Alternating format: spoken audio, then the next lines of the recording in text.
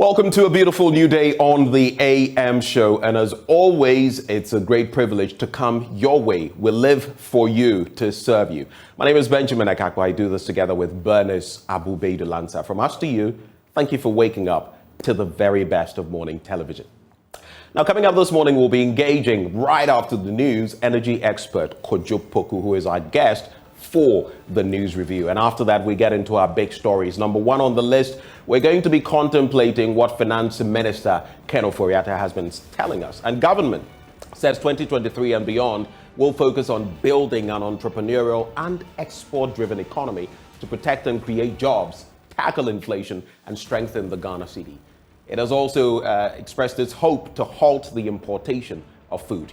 Now, delivering an update on the economy, Finance Minister Ken Ofori-Atta said government had also extended the expiration date for the domestic debt exchange to the 30th of December 2022 to allow for key concerns raised by stakeholders to be ironed out in some form. Well, we'll be discussing those issues with Professor John Gachi, Dean of the UCC School of Business, Dr. Patrick Esumin, an economist with the University of Ghana Business School. Again, organized labor is protesting government's decision to add pension funds to the debt exchange program.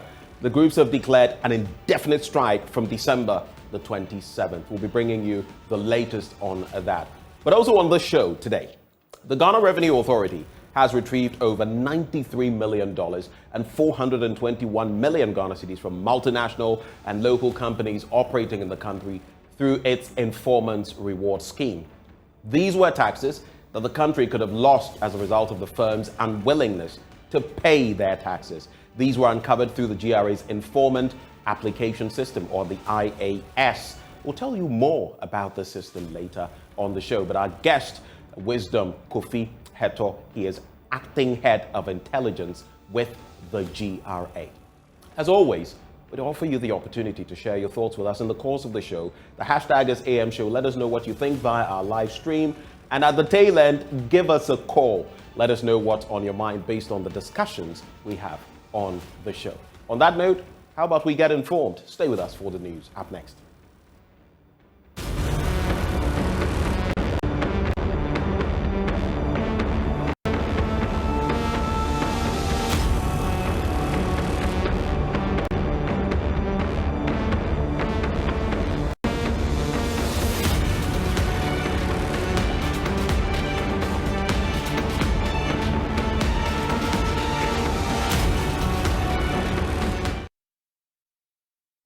Welcome to the news. Let's get into our first story now. Organized labor is protesting government's decision to add pension funds to the debt exchange program. The groups have declared an indefinite strike from December the 27th. Now, Secretary General of the Trades Union Congress, Dr. Yao addressed a news conference yesterday. You may recall that exactly 1 week ago, we said we were asking government to exempt us from the debt exchange program. We sent the letter and we told the whole world that if government doesn't do that, we will advise ourselves. Today, we are here to tell you the advice we have given to ourselves. Yes. And that advice is very simple. We have decided, all of us together, that because government has refused until today, by midday of today, to grant us our request that all pension funds, and we are not exempting anything, all pension funds must be exempted from the domestic debt exchange program.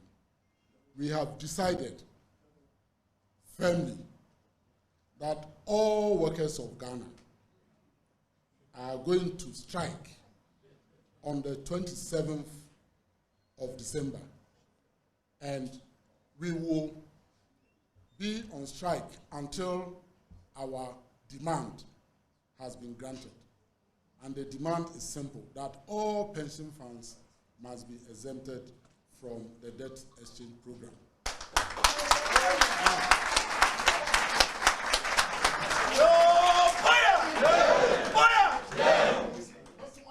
And what it means is that all workers of Ghana should stay at home on the 27th starting from 27th. Don't go to work. Stay at home. And we will stay at home until we hear publicly that government has exempted all pension funds from the domestic exchange program. Well, from that debt exchange program, the minority in parliament is asking government to increase the feeding fees for prison inmates. They say the current fee of 1 Ghana cedi and 80 pesos is inadequate. Ranking member on the Defense and Interior Committee, James Agalga, says the rate does not take into consideration the current inflationary trends. On this note, Mr. Speaker, I'd like to urge the Minister for the Interior to ensure that these figures are revised. In the meantime, we know the prisons maintain funds. They could liaise with the Ministry for Food and Agriculture to ensure that the prison service benefits from government's one of their flagship policies, which is the Planting for Food and Jobs program. It should be extended to the prison funds, so that if they are able to expand their farms because they can benefit from some subsidies from the state, I am sure that will go a long way to augment the meager amount of money we spend on their rations. I thank you for the opportunity, Mr. Speaker.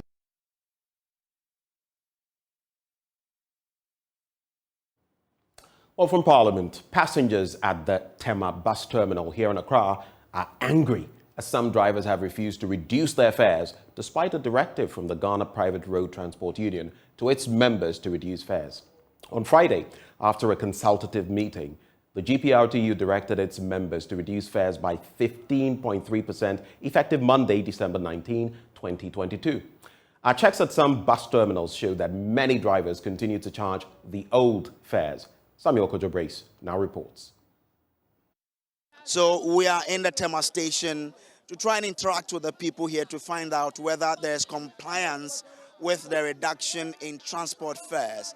Let's try and speak to passengers who are traveling to get their mood fares, and then we can speak to some of the drivers here as well. When I was coming, I paid the same fare as they are taking, 7 cedi, 20 pesos. But I've heard they have reduced the transportation, but still yet they are not reducing it. I don't know why. Okay. So what's your expectation once you are going back? Are you expecting to pay same or you see some reduction? I'm not sure I will pay the same thing because they are saying now that they will reduce it. So let's see. Okay. All right. So that's it. Let me try and engage the young man as well. I don't know what is going on. When the price goes up, they quickly increase it. But when it comes down, when the drivers, they have that kind of, they don't want to reduce it. When the price comes down, when the petrols come down, they don't want to reduce it. But when it goes up, they quickly, effect the increase. You understand? It's not fair. It's not fair. I don't know. Maybe from tomorrow going, they will reduce it. But up until now, they haven't reduced it. This morning whilst coming, did you witness any fight between a passenger and a driver, a mate, because of that? Oh yeah. There was an incident. The mate and the passenger, they were exchanging words here and there. So I don't know. But as for me, I've calmed down and I just want to see from tomorrow going what's going to happen. They are thieves. They don't want to reduce things. When they increase prices, their time will not even read, and they will increase it. But when it's reduced, they don't want to reduce it. I don't know why. They are all thieves. I exchanged words with a mate this morning, seriously. 720 muji ya omachi ya kasa ya omachi ya ba 720 ya kasa mo mpene o musi ya this next week ombe yusu asa o ye yusu ansa na ombe yu petrol amasi o role fanisu ya kasa sa homochi ni sa wa ha ahomachi na toko kwa nkanum ndi ye mo fa police bla soldiers bla ya mbu o mu pa na mu tututu. So she's saying that this morning they had to fight with mate because they were charging the same fare as they were before the announcement of the reduction. And she's saying that left to her alone, she would wish that the government will bring military men to come and force them to charge the new fares. What I'm trying to tell, they need to reduce it, because right now, if there's first time, they will increase it. The same day now, they will increase it. So as soon as it's possible, they should increase it. They should deduct it and let it go free. That's my way. Chief, when you were coming this morning, did you see any reduction in terms of your transport fare? No, I came this afternoon. Yes. You paid the same old fare? Yes, please. This afternoon, what time? It was around 1 o'clock. And you still paid the same fare as you paid last week? Yes. Now, in our next story, residents of the Sisala East municipality are worried about the delay by government to fix deplorable roads in the municipality. Roads Minister Kwesi Amoako-Attah last year promised to fix the roads in the area after residents protested the bad nature of the roads there. Rafiq Salam reports that 13 months after that promise, very little has changed in the township. I have come here and I've made this statement on behalf of His Excellency, the President. Within the next few months, you will see what is going to happen to Tumu internal roads. And we are not only going to raise it to surface dressing. That will precede it. Tumu roads, after the initial surface dressing, will be raised to asphaltic level. It's been over a year since Roads and Highways Minister Kwesi Amoako-Attah gave this infamous assurance to the chiefs, youth leaders, and the people of the Sisala East municipality. Very little has changed 30 months in the swinging Sisala East constituency. He openly bragged as their own. So if you are building roads everywhere, that is how much more a place that is our own. And nobody should be, I'm not afraid to say it, I have the courage, this is our seat, and it will be done. You will get what you deserve. President of the Sisala Youth Forum, Yusuf Napuna, is deeply worried to the marrow about the failed promises. We have not even seen one chipping that is laid in any part of Tumu town to talk about ash fighting. We have not seen any machine roll into Tumu town to talk of ash fighting. Yes, that promise was made. It was made in his presence. It was also made in the presence of one of the deputy ministers in that ministry. The chief directors were there. It was also made.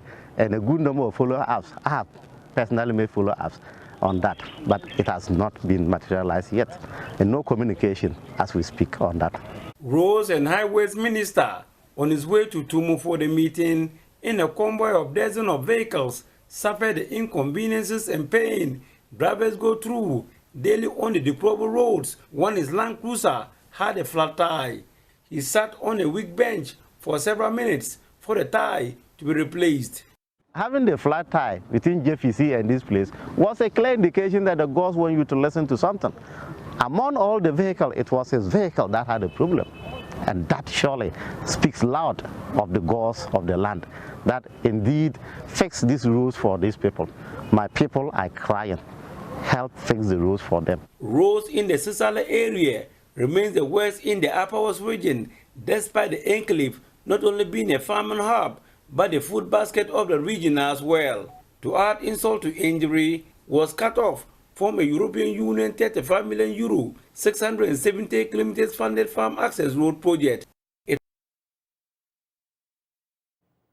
From the issue of roads, Ghana will be heading into this Christmas season healthier and better prepared for COVID-19 since its outbreak in 2020. The Ghana Health Service says there are just 4 people with the virus in Ghana, and all of them are without symptoms. Director General of the Ghana Health Service, Dr. Patrick Kumabwaje, is urging the public to observe the protocols. So for Christmas season, we want to reinforce the response to the anticipated surge. And we are providing more reagents for testing. We are reviewing our logistics to ensure that we are ready as part of our capacity building and ongoing engagements with the religious organizations ongoing.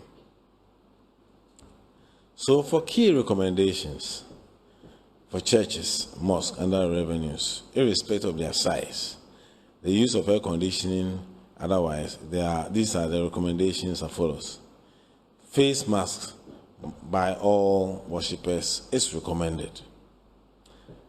And persons using shared microphones, in particular, are encouraged to ensure that they all mask all the time, especially when you are passing the mic from one person to another. It's important that such people wear their mask. Hand hygiene facilities should be available at such venues by the leaders, and advised to encourage members to appropriately use such facilities. Sometimes it's there, nobody's using it. Social distancing, where practicable, should be practiced.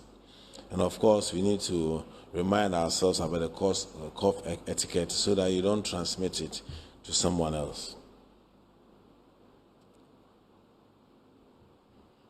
Nightclubs, given the closed nature of nightclubs and the high humidity in such venues, the spread is quite common. So in as much as possible, we follow through with these measures, such as maintaining social distancing, and then should be observed in those places. Club owners are encouraged to provide hygiene facilities, preferably alcohol, hand rubs, out of these venues, and encourage patrons to use them. Now, some traders in Kumasi have bemoaned a decision by some radio presenters there not to play Christmas carols on air this year. These radio presenters say they are tired of playing the same tunes over and again. But the traders say this decision will affect their sales. Love FM's Abigail Owusu-Bonsu explores the situation in this report. And you're listening to Love 99.5 FM. Love FM's DJ Ruben is a lover of Christmas carols. He would have started playing carols from the first week of December, and he's yet to drop a Christmas beat on his drive time show. Interestingly, he reveals his listeners have expressed displeasure towards the carols. They believe they are not suitable under the current economic condition. Though we try as much as possible to chip in some Christmas carols along the line. Monday, for instance, I started my show with Christmas carols, and I asked whether or not people are ready for Christmas, and they told me they are not ready. There's no money in their pockets for Christmas. And so what is the essence of playing the Christmas carols? Back then, right from 1st of December, you get that feel. I mean, we give them that feel on radio. I mean, almost every program playing a Christmas carol or two, you know, doing back-to-back Christmas carols. But due to the economic hardship, it feels a bit awkward. For Akan radio stations, they would normally depend on Christmas song releases from popular musicians to spice up the season. This is, however, missing nowadays. Joy FM's DJ Asanka de Boyosman explained the zeal for the season has dampened due to the lack of new Christmas songs to kindle the moment. For the past 22 years that I've been in the media industry, at first the zeal was there, but nowadays it's dipping. But at first there were some of these artists, high-life artists, playing music for the festive, like Kechi Kwame Apa. Every year he release a song so that we the presenters would like to play. But nowadays it's not like that. And apart from that, you know how things are going nowadays, so it's not easy. And once you don't have it, you can't play. Someone may even say that you have to play the old one, but most of you the presenters, we want new music or new songs so that we can play. The Christmas season is often characterized by heightened sales and purchases in the central business district of Kumasi. The situation has impacted the Christmas market. Madam Esther is worried. First, ye bedi bronya, ye see bronya busumine, mobate se Christmas chorus ne bossa, bebe fabia, uti Christmas chorus, mobate Mary born the Jesus Christ, yes, and say no anyho, momo.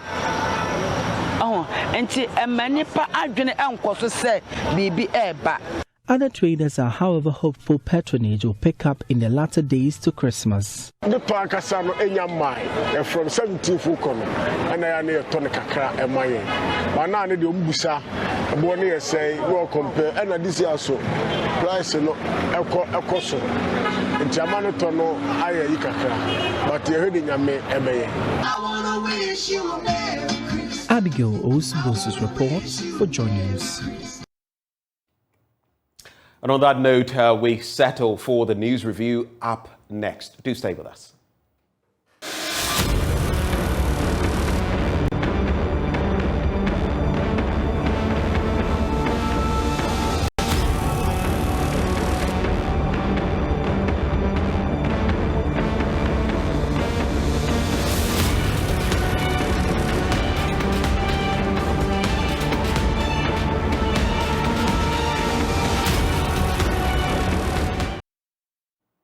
You're live on the news review on the AM show. Thank you for staying. We're joined by energy analyst Kojo Poku. Mr. Poku, a very good morning to you. All right, we'll try to reconnect with Kojo Poku and take it from there. Some questions on my mind, though, on the back of yesterday's announcement per the finance minister and expectations in terms of an IMF program, specifically in respect of our debt exchange program. Now, the deadline was extended from the 22nd to the 30th of the month, but yesterday we also heard from organized labor, the TUC, Dr. Yao Ba there, the secretary or general secretary, saying that they are not going to budge and that they rather have given government an ultimatum. And if by the 27th day of this month there's no action, they're embarking on an indefinite strike. And we've seen other groupings under their umbrella also supporting this view. On my mind this morning, I'm wondering how this is going to pan out as far as our debt exchange program is concerned. And a very important point that is made is that organized labor should not suffer for the failure of the people in our financial system or the economic handlers of our country. What is your take? Share with us via our live stream on social media. Shortly, we'll be joined by Kojo Poku, who will also be sharing his thoughts on same. But let's get into the papers now. Mr. Poku. I'm here. Good morning. Great. Good morning. How are you, sir? I'm very well, my brother. How are you? I'm doing well. So I was just talking, I don't know whether you heard me, about yesterday, the finance minister telling us about a number of things, the state of our economy, but also getting into the debt exchange program. And then the talk by organized labor, the TUC, making it clear, we are not going to tolerate this. As far as our pension funds are concerned, leave out our pension funds. We don't want to hear any talk about a debt exchange as far as our pension funds are concerned. And they make the point, don't inflict pain on us for someone's failure to handle our economy. Politicians fail and we bear the brunt of it. We are not going to tolerate that anymore. And while we know that the deadline for the debt exchange program has been, postponed from the 22nd to the 30th, they are saying on the 27th, they're embarking on an industrial action if they don't hear anything positive from government. Quick take? Well, yeah, Ben, me and you have gone over. We've had this discussion, but I want to know what you think as of now, because they are digging their heels in. I don't see how the labor unions feel that they will be affected. I don't see it. And honestly, it's just them being disingenuous with information, or they are just basically trying to say that, look, we are going to go on strike because we don't like government. Yes, look, let me make this and put it on record. But that point you make, maybe we're going to go on strike because we don't like government. Each government that comes in often has issues, but they've been clear. They've made it clear that this is not political. Ben, it's just in the interest of their... And Kojo, maybe there's something we're not seeing. Maybe there's something you are not seeing. Because if you listen to them... Ben, how is it that they see something that we don't see? Look, I'm telling you on record, and I'm telling you for a fact, the labor union should come and tell us how does the debt exchange affect them personally, individually, or as labor? How does it affect them? Look, the only thing that's going to happen is that if there is going to be 700 million in the pension pot, there's now going to be, say, 500 million in the pension pot. When it's time for you to pension, every person in this country will get their pension. The Senate is government, so it is really a pension fund run by government. How many times have we been in this country when we've seen billions of Senate money abused in wrong investment? Did they go on strike? I don't get this strike thing. And if you look at the usual suspects who are striking, Tewu, Nagrat, all these are people who just came back from strike. So it tells you that some people are just happy to just go on strike. But let me make a very important I don't point. think they're going to be happy with that assertion that some groups or people are just happy to go on strike. I don't think that. I don't know whether that's a fair statement to make. Look, I'm Kojo Poku. I'm on record to basically call them out. Okay, and teacher unions, I've had engagements with some of them that say that, look, Mr. Poku, you are being fair on us because, yes, I agree. Some of the things they go on strike for, government is at fault because government is supposed to provide the tools they need to do the work they're supposed to do. But when you are like GMA, Ghana Medical Association, what is your business going on strike? You understand? So are you telling me that you have an oath that says that you have to make sure that people survive, and because government is doing something that has no bearing on your life? Because, look, if somebody can tell me that when they go on pension, this is the calculation I have done, by the time I go on pension, I will not get my pension, then I will support that strike. But there's no such thing. So let me move on to the point I wanted to make. And this is on the finance minister's announcement yesterday. And there is something very fundamental, important to the announcement that everybody just didn't pick on and looked away. As a nation, we have defaulted on our bonds. We have not paid our bondholders. And that is going to haunt us for about 10 years down the line. Successive governments are going to be haunted. There is two different issues going on. The renegotiation and restructuring of our debt is one thing. But if you see the release, the letter that was released by the Ministry of Finance yesterday, it goes on to say that because of dire economic consequences and dire economic situation in the country, we are no longer going to pay our bondholders to save the economic situation in the country. Now, that goes to tell us why our cedi is appreciated. Because normally, government would have been in the market buying dollar to pay its interest on loans. Government has defaulted. So in the essence, government is not in the market buying any dollar. Now, people keep asking me, Mr. Poku, how come the dollar and the cedi is going up? Fundamental economics, demand and supply affect price. I don't know why everybody keep asking to make it look like there is a mystical reason why the cedi is appreciated.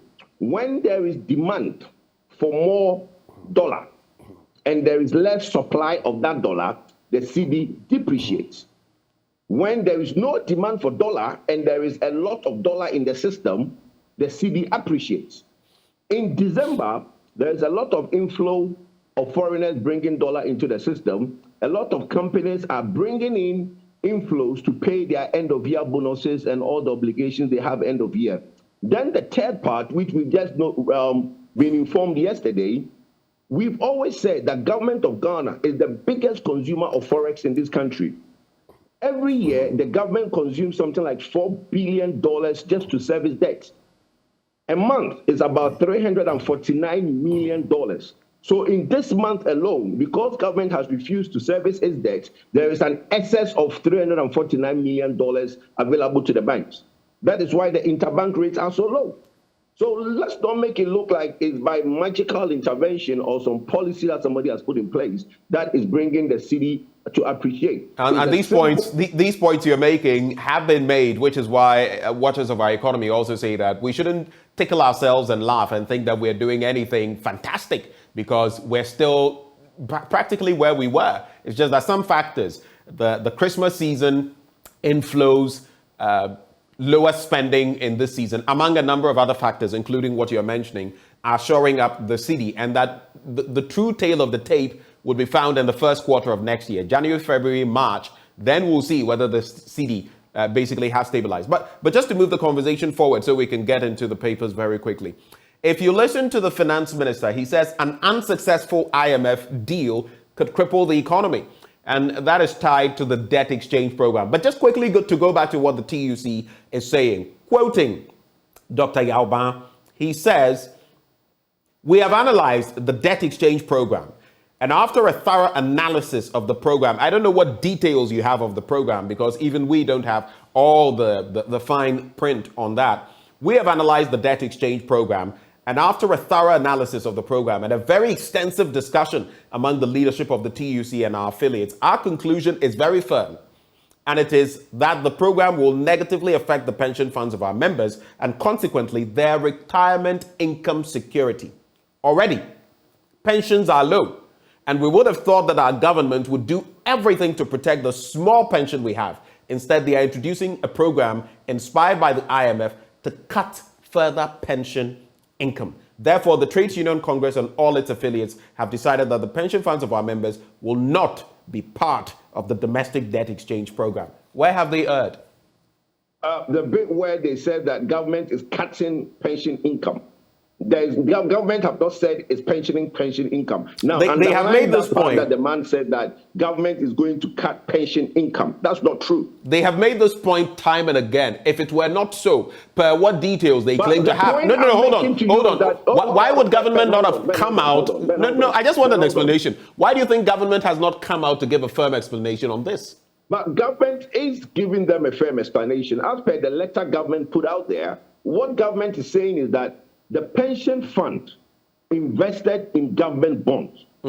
Government is saying that as per the investment you made with me, we've seen one letter, and that's the only letter they have. I am not going to pay any interest on your bond next year.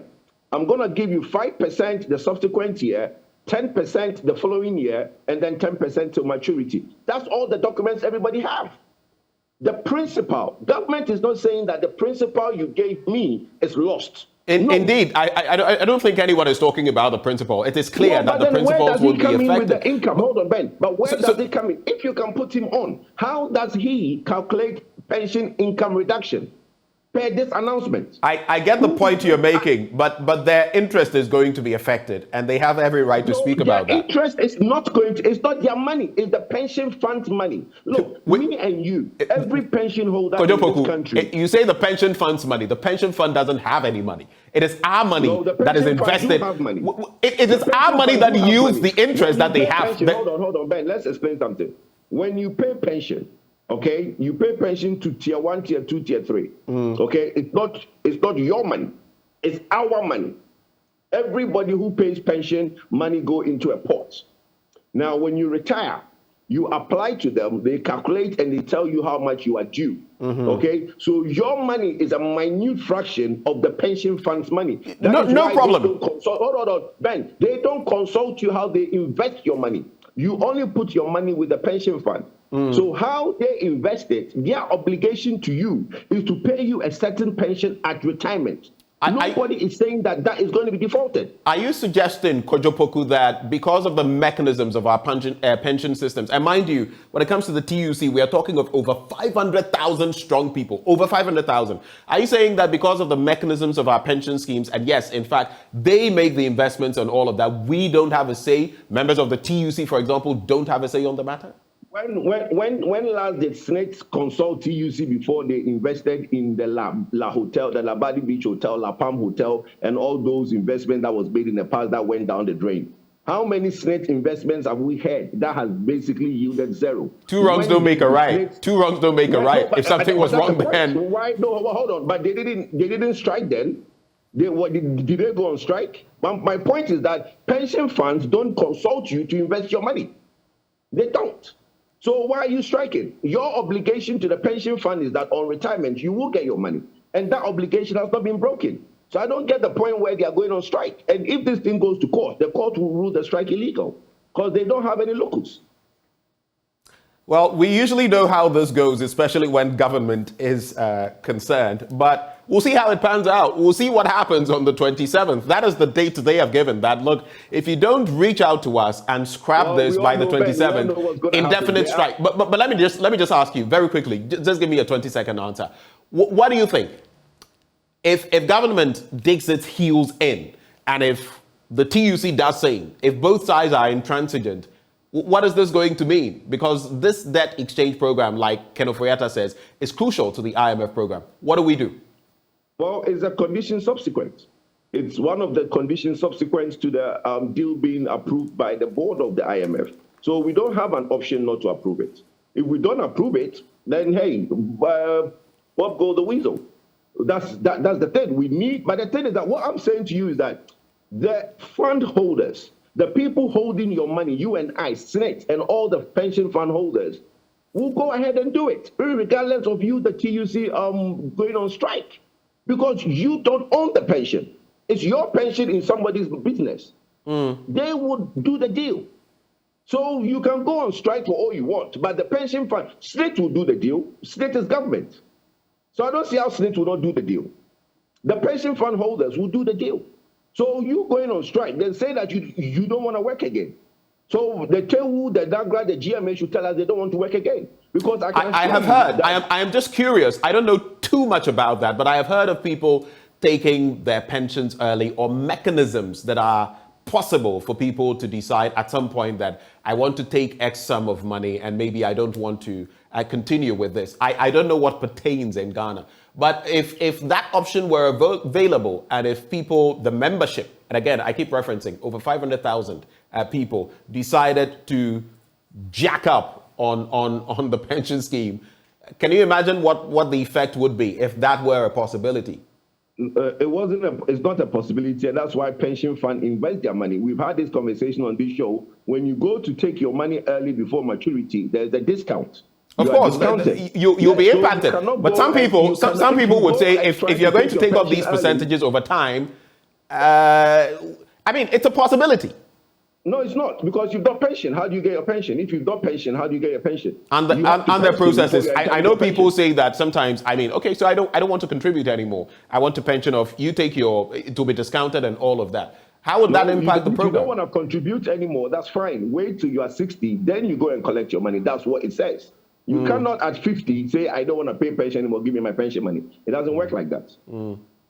Well, we'll see how this pans out and what options are available to them. It's said that if a blind man keeps saying he'll stone you, his leg probably is on something. So we'll see what the TUC will come up with. What they are stoning, we all know what their leg is on. Their leg is on striking. The vulnerable will gonna go to the hospital. They will be not there. The students are gonna open school as usual. They don't want to go to the classroom. They will not be there. Listen, these strikes are becoming a bit too much money. We are just getting too used to it.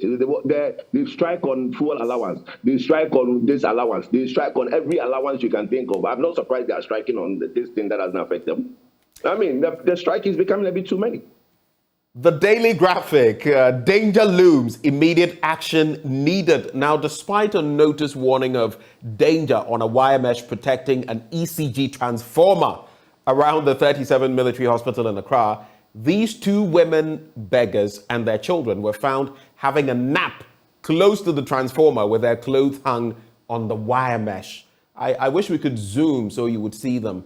How the women could use the wire mesh as a wardrobe to hang their clothes must be worrying to discerning citizens. It also gives an indication that our duty bearers must be up and doing to ward off such unauthorized behavior on our streets and medians. With Christmas just 5 days away and fast approaching, well, we can ill afford any such disasters. And that is the image right there. It's I don't get it. I don't get it. They are risking their lives and oh my word. Anyway, because it's a lack of education. They really don't know the harm that they can basically get into by being in that proximity. It's a lack of education. And for me, when I see things like this, I blame the assembly. Okay, our local assembly is just the most ineffective, nothing doing unit in this country. Because I can assure you that somebody from the assembly would have driven past that unit and would have seen them and not said anything. Let's get into some other stories. Government suspends debt payments for consultations. So that story is on page 13. And the government has suspended temporarily the payment of selected external debts to entities that have lent money to the country. The category of debts include dollar-denominated bonds issued on the international market, that is specifically Eurobonds, the country's commercial term loans, and most of its bilateral debts and debts mostly granted by friendly countries to Ghana. It is to enable the government to again restructure the varied bonds and the commercial loans on the country's books, including those of state-owned enterprises, to make them more orderly and their servicing sustainable.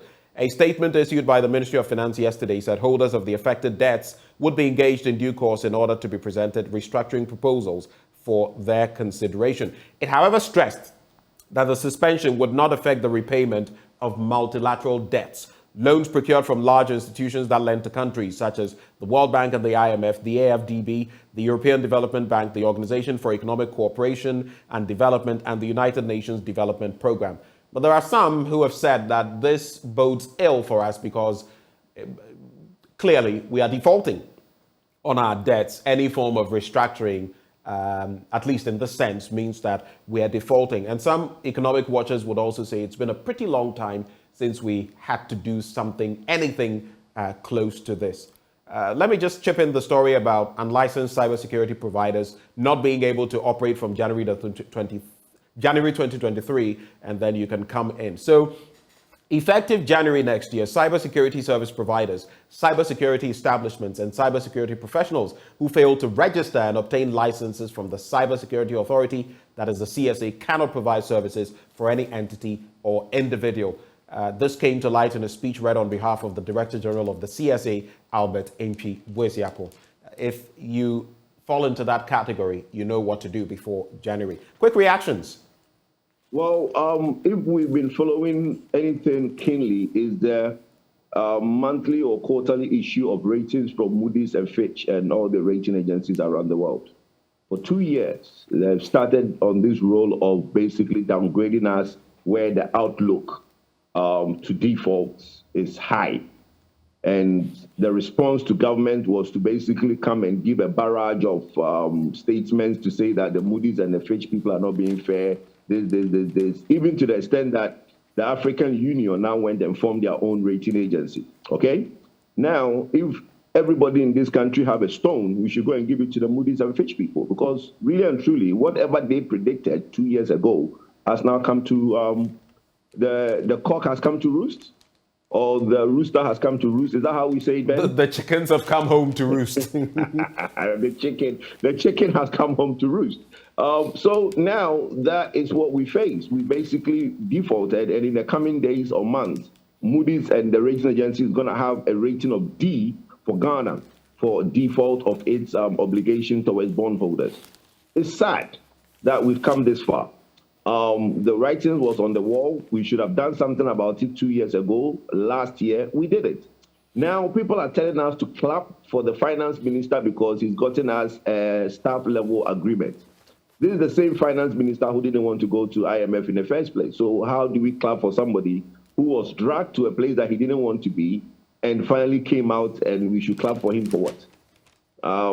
I think the earlier the president relieved him of the post, all the things he said yesterday, I was listening to the statement that came out from the finance ministry. All the things that came out of the finance ministry yesterday, if it was coming out of a new finance minister, it would have been so refreshing. But looking at the man who's been there for 6 years and magically have all these ideas, my thinking is that, where from all these ideas? How come you've not implemented in the last 6 years? If you think these are the things that were going to save us, you've been there for 6 years. So, look, I think the president should just relieve Ghanaians of that burden and let Mr. Akinoferata retire or resign or be replaced peacefully. The cybersecurity thing, I think is a challenge. Cybersecurity is a big threat in the world. There are companies spending billions and billions to make sure they protect the identity. Now that we are looking at going digital for everything, it means that we want to go online, have a database of information, and this database of information is very valuable. So the NIA should have the experts to protect our data. If we don't have that, I think we should really take that serious and invest heavily in that. Two positive stories. Road crashes, deaths reduced, but NRSA wants further improvement. And for the first time in decades, road crashes, deaths and injuries have reduced consistently for 11 months. With barely a month to the end of the year, statistics from the National Road Safety Authority show that deaths from road crashes reduced by 18.2% from 2,654 in 2021 to 2,171 between January and November this year. Within the same period, road crashes reduced by 7.2% from 14,734 in 2021 to 13,675 this year. Additionally, there is a marginal improvement in the number of people who sustained injuries in road crashes, as 14,239 were injured this year compared with 14,393 in 2021. Pedestrian knockdowns also reduced by 9.6%. The other story I want to highlight, so we leave the Daily Graphic very quickly. Move to complete stalled projects. Get Fund pays contractors 667 million Ghana cedis.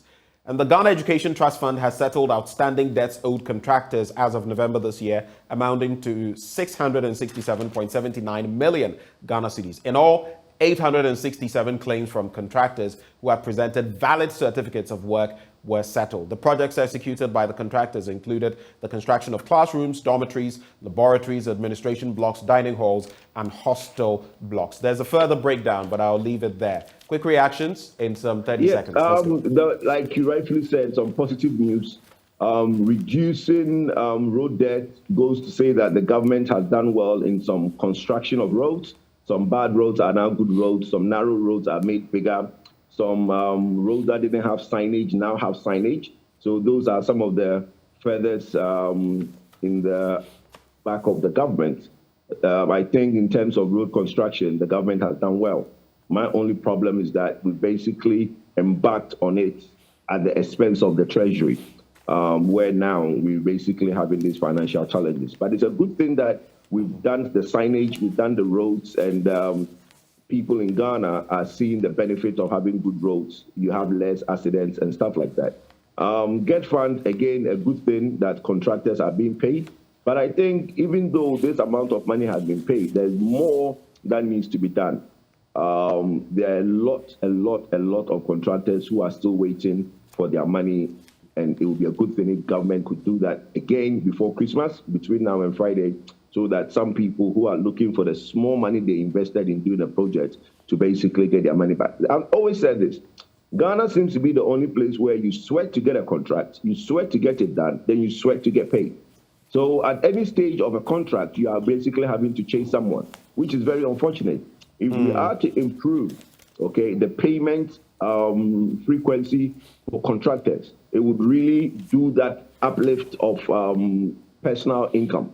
Because if we want to empower Ghanaians and make Ghanaians move from that middle income to that upper income, we need to basically make sure that we do timely payment to contractors.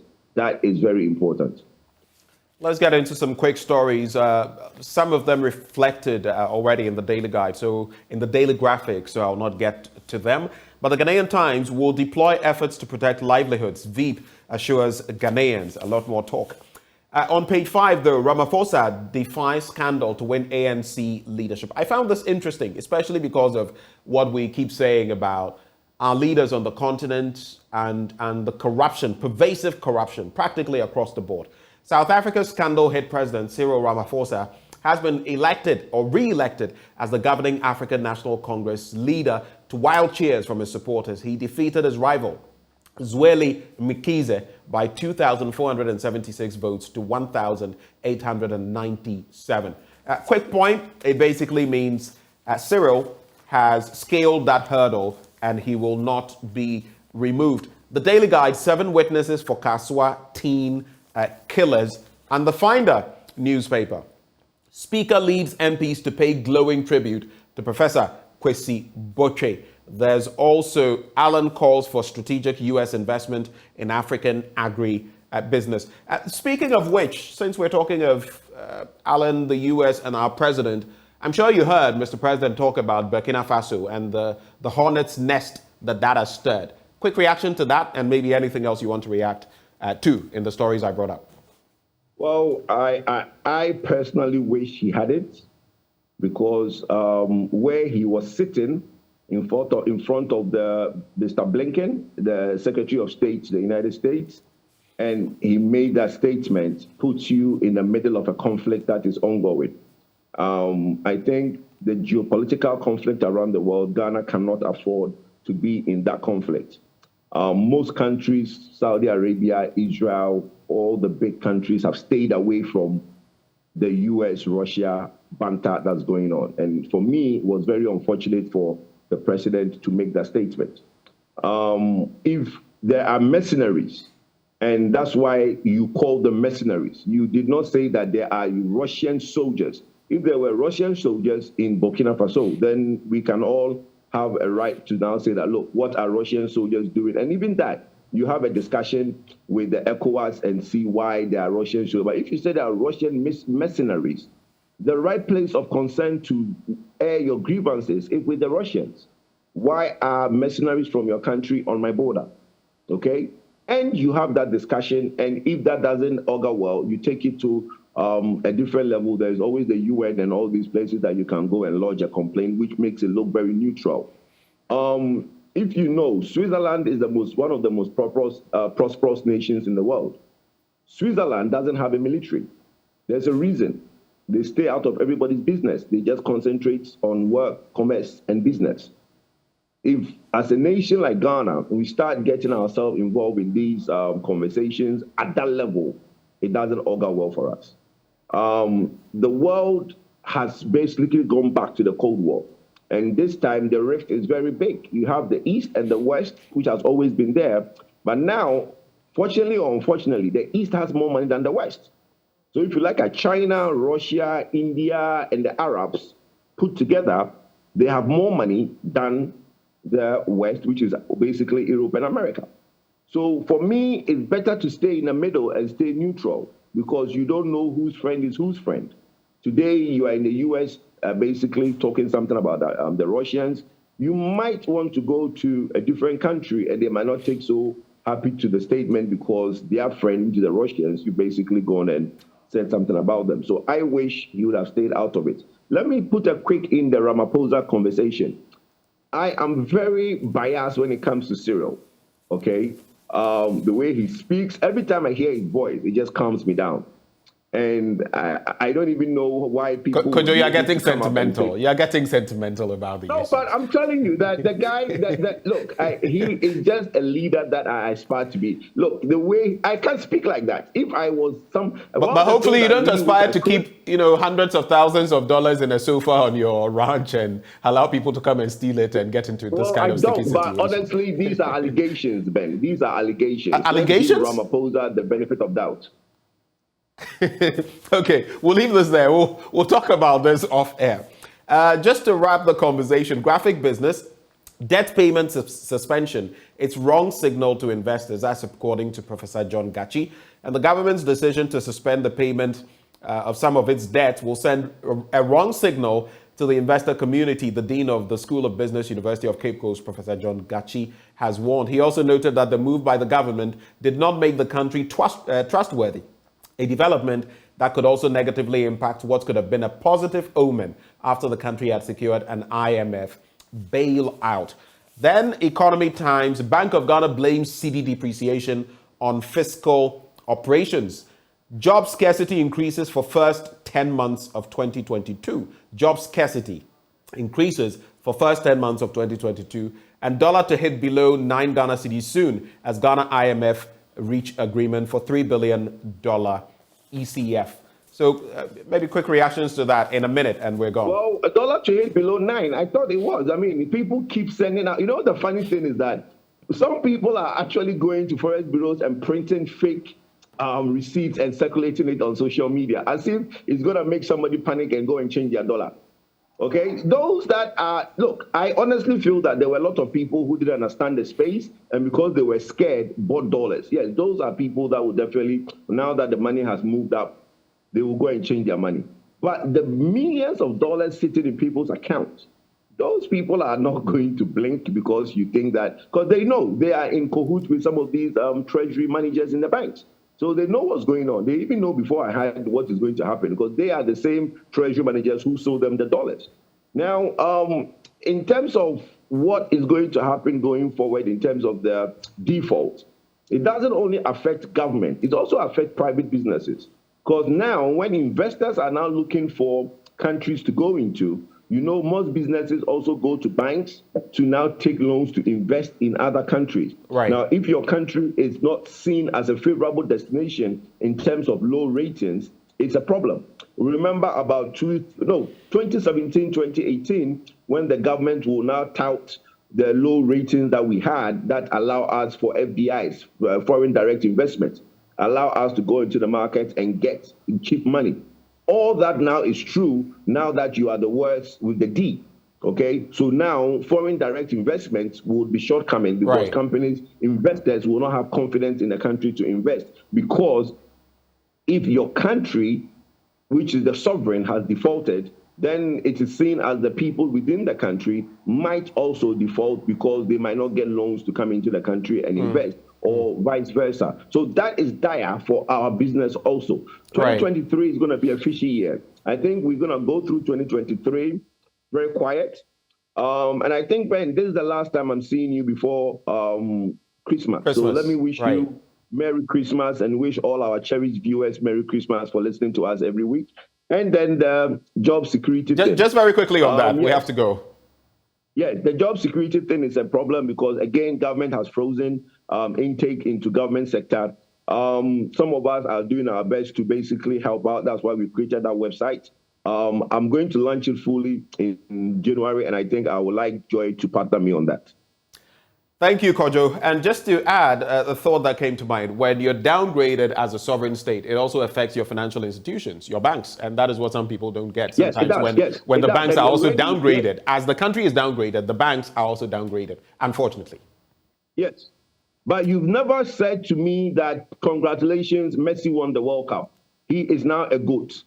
You never said that. Which of the GOATs? Let me hear you say Pelé is still the GOAT. Maradona comes after him. For me, Cristiano Ronaldo before Messi. But you're entitled to your opinion, Kojo Poku. This debate, I mean, anyone who knows football, who has watched Pelé and what he did. 3 World Cups versus what? Versus what again? Ben, a quick one. Ben, a quick one. It's so difficult for you to say that Messi is a GOAT. Messi is a fantastic player. He is not the GOAT. Just say Messi is a GOAT. He is not. He's not the greatest of all time. Okay. No problem. Energy expert Kojo Poku. I just love this man. Anyway, thank you for joining the conversation. Up next, we'll bring you sports, and I'll tell you what, Muftaho Nabila Abdullahi knows and admits that Messi is not the GOAT. He can come and defend himself if he likes. Sports up next.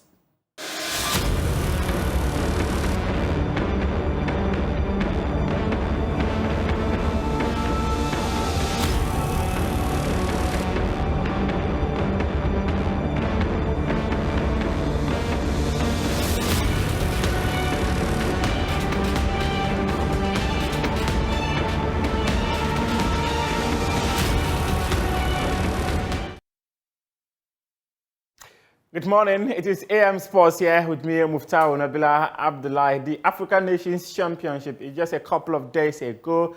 Ghana is in a group with Madagascar, Sudan, and Morocco. Star player for the Black Galaxy, Daniel Afriye-Banya, says the target of the team is to go to Morocco and Algeria and win the championship.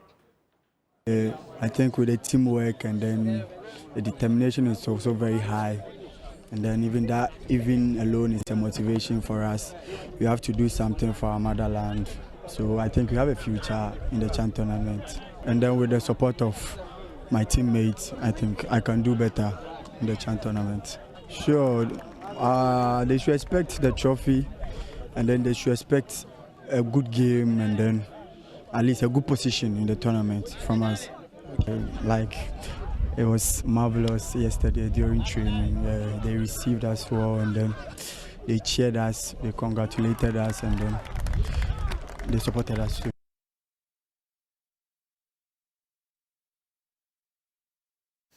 In the last couple of months, it's been a long conversation surrounding the future of Daniel Afriye-Banya at Accra House of Oak. In fact, recently, his skipper, Fatah Mohammed, in an interview, has advised the player not to renew his contract. While a section of supporters of the club have also thrown their weight behind the forward not to renew his services with the Phobians. Well, Lava Films' Felix Edu Dakwa has put together this report. Daniel Akakpo has been in the news recently for issues bordering on his contract with Accra Hearts Folk. There are fears that he might leave the Phobians to seek greener pastures after his contract expires later this month and risk a place in the nation's CHAN team. Love Sports has been speaking with some residents of Kumasi who share with us their thoughts on the Never Say Die boys' future. This issue is quite a bit staggering, because Akakpo is an important thing for the CHAN tournament. He's actually our best player, the player we sent to the World Cup. We have given him exposure, and we need him at that competition. Although with contract issues with his club, there are more legal terms. We can't understand what goes in and what comes out of it. But for our benefit as a country, we want him to stay and help the CHAN tournament so that we can be able to progress, because we need his services. Without him, I don't think we can go that far in that tournament. So I'll encourage us to support him throughout this tournament so that we can bring the best out of him. Personally, I believe that as a citizen, you should be willing to work for your country. And so once there's a need for you to, play for CHAN, I think there's a need for you to do that. So personally, I think you should be able to accept the offer to help the CHAN. However, he should decide what is good for him. If he should renew it, it means he's going to play for us once again. But then if he believes that there's concrete information showing that he's going to get an opportunity out there, if I was him, I would. Because look, he was taken along with the squad that went for the World Cup that we just finished. And then he went there, and then his playing chances were very little. He just played friendly and never got a chance there. Maybe he might get a chance here, but for me, personally, I feel he should wait and stall some time and then be sure whether he's going to get a chance out there. Because maybe out there he will get amassed more and then maybe get the chance to showcase his talents more better than he playing down here in the local league. That's what I think. Let's go to France now, and striker Karim Benzema has tweeted that his journey with the national team has ended. Benzema missed the World Cup through injury as Les Bleus lost 4-2 on penalties to Argentina in the final. He has 97 caps, scoring 37 goals, and now he has retired from international duty. Benzema has recovered from his injury and is ready to contribute during the second half of the season with Real Madrid. His fine form at club level, including helping Madrid to a 14th Champions League title last season, was rewarded by winning his first Ballon d'Or.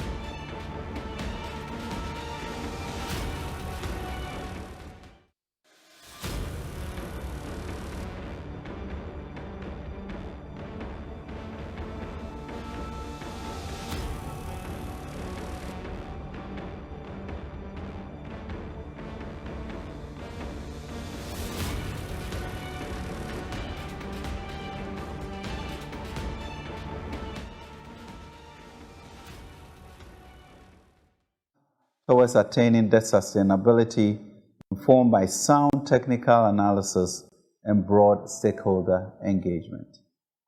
Following the launch and as part of the broader macroeconomic and structural reforms, the IMF and government signed off a staff-level agreement on 13 December 2022 for a US $3 billion extended credit facility. So far, we have all witnessed the gains of the CD over the past week, as well as the attainment of the staff-level agreement in near record time. These are results of our collective efforts. As 1 Samuel 30:19 says, nothing was missing, great or small. We must and we will collectively recover all.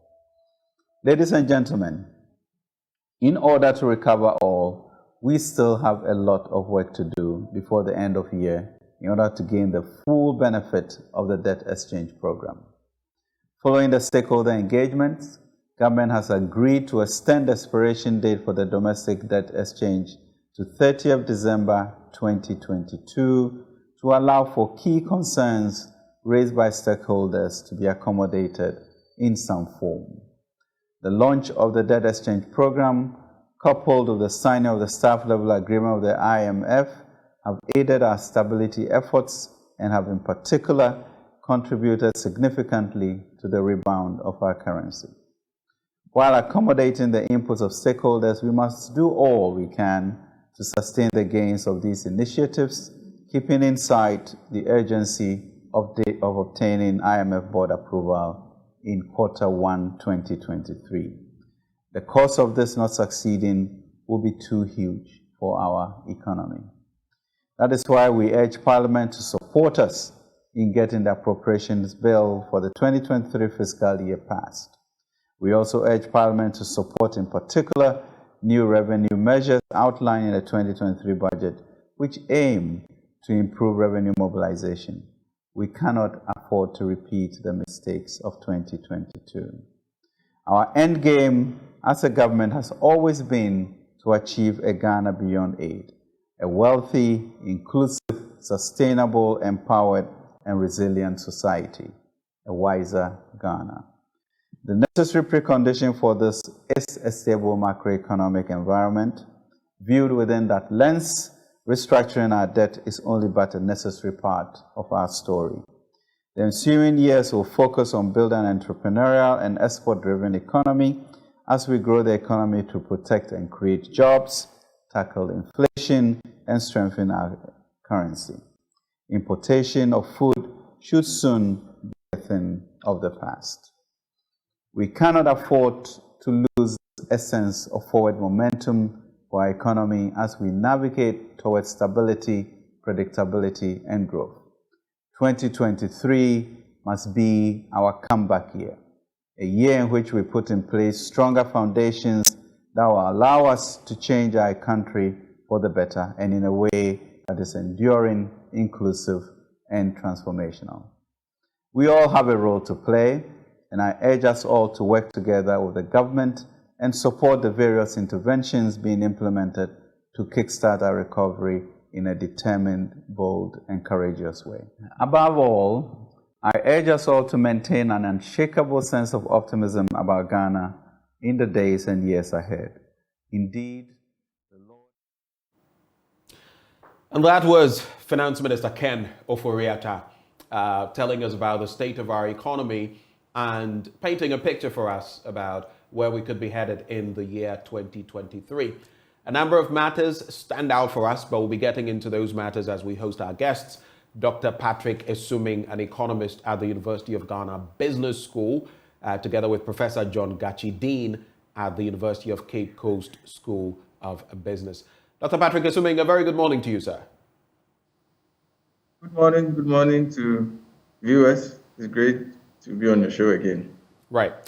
Before we come to you, let me also mention we have in the studio my own colleague who lights up your mornings, Bernice Abu-Baidoo, Lansah. Good morning. Good morning. How are you? I'm now taking a proper look at your, is it a vest, coat, with a brooch as always? Thank you. I like your brooch as well.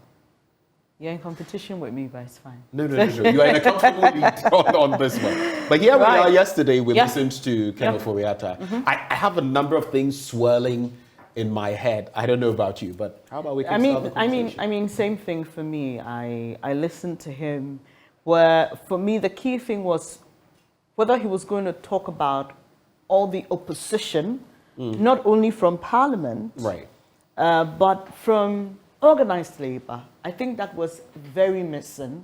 We didn't hear anything. Maybe they're dealing with it behind the scenes. No, but I don't want it to get ugly. Yes, but it will be important to let the rest of us know, because we know that the strike has started. Well, they are saying that from the 27th. Yes. Basically, they've given an ultimatum. Yeah, and I mean, but the announcement, remember last week we said it was going to be Monday, and then now they're saying that we're going to do this. And they're actually calling for support from the private sector. They are asking workers in the private sector to join. I don't know about you. I received a message yesterday from my fund managers. I've been receiving messages for weeks now. I got another one yesterday. Yesterday was the first time that I saw, and I think that I don't know if that's part of the bigger plan where government wants the investors, the managers that it has engaged to trickle it down to the ordinary worker. I choose ordinary advisedly.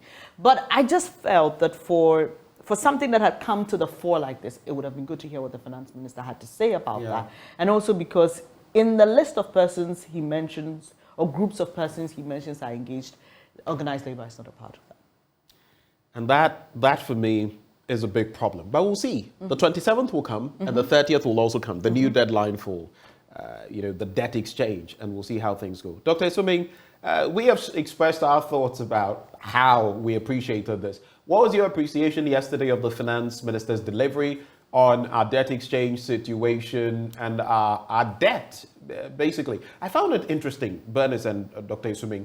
You remember where in the statement emanating from the finance ministry, they talk about the fact that our debt, both external and domestic, is unsustainable. I found that curious. Yes, that is why we're going for the program. But at the same time, one of the preconditions for an IMF deal to be concluded is sustainability when it comes to debt. Your reactions, Dr. Esoming? So, to begin with, I think the fact that our debt is not sustainable is something that we've known for a while, even though it has not been officially declared. The reason why an IMF required that you do a debt sustainability analysis is the same reason that when you go for a loan from a private institution, a bank, they have to be sure that you will be able to repay the loan. So if the IMF gives us a program under a condition where our debt is not sustainable, then don't forget the IMF support is a loan that we have to pay back. Then essentially we are not in a position to pay back. So that is what is expected. But in terms of our current debt situation, I think it's been obvious for a while now that our debt is not sustainable. I guess I only brought that up because for the first time, maybe, per that release yesterday, we're seeing an acknowledgement of that. Point 3 of the release from the finance ministry, which ends: the government's debt sustainability analysis, that's the DSA, has demonstrated that our public debt, both external and domestic, is unsustainable. No, you are right. We've had the sense of that, but it's the first official confirmation. I think, don't forget that the full debt sustainability analysis has not been published. So yeah, you are right that it's the first time that it's been publicly acknowledged.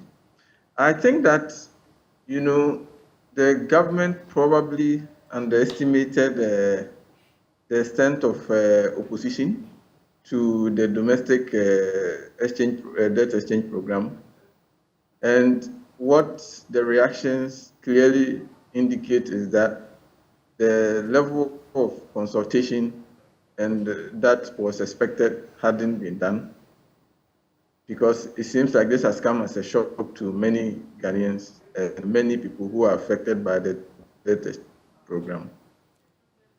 In some sense, the extent of the opposition also reflects the fact that many of those affected probably think that the the way we are doing the burden sharing is not equitable, and that it appears that,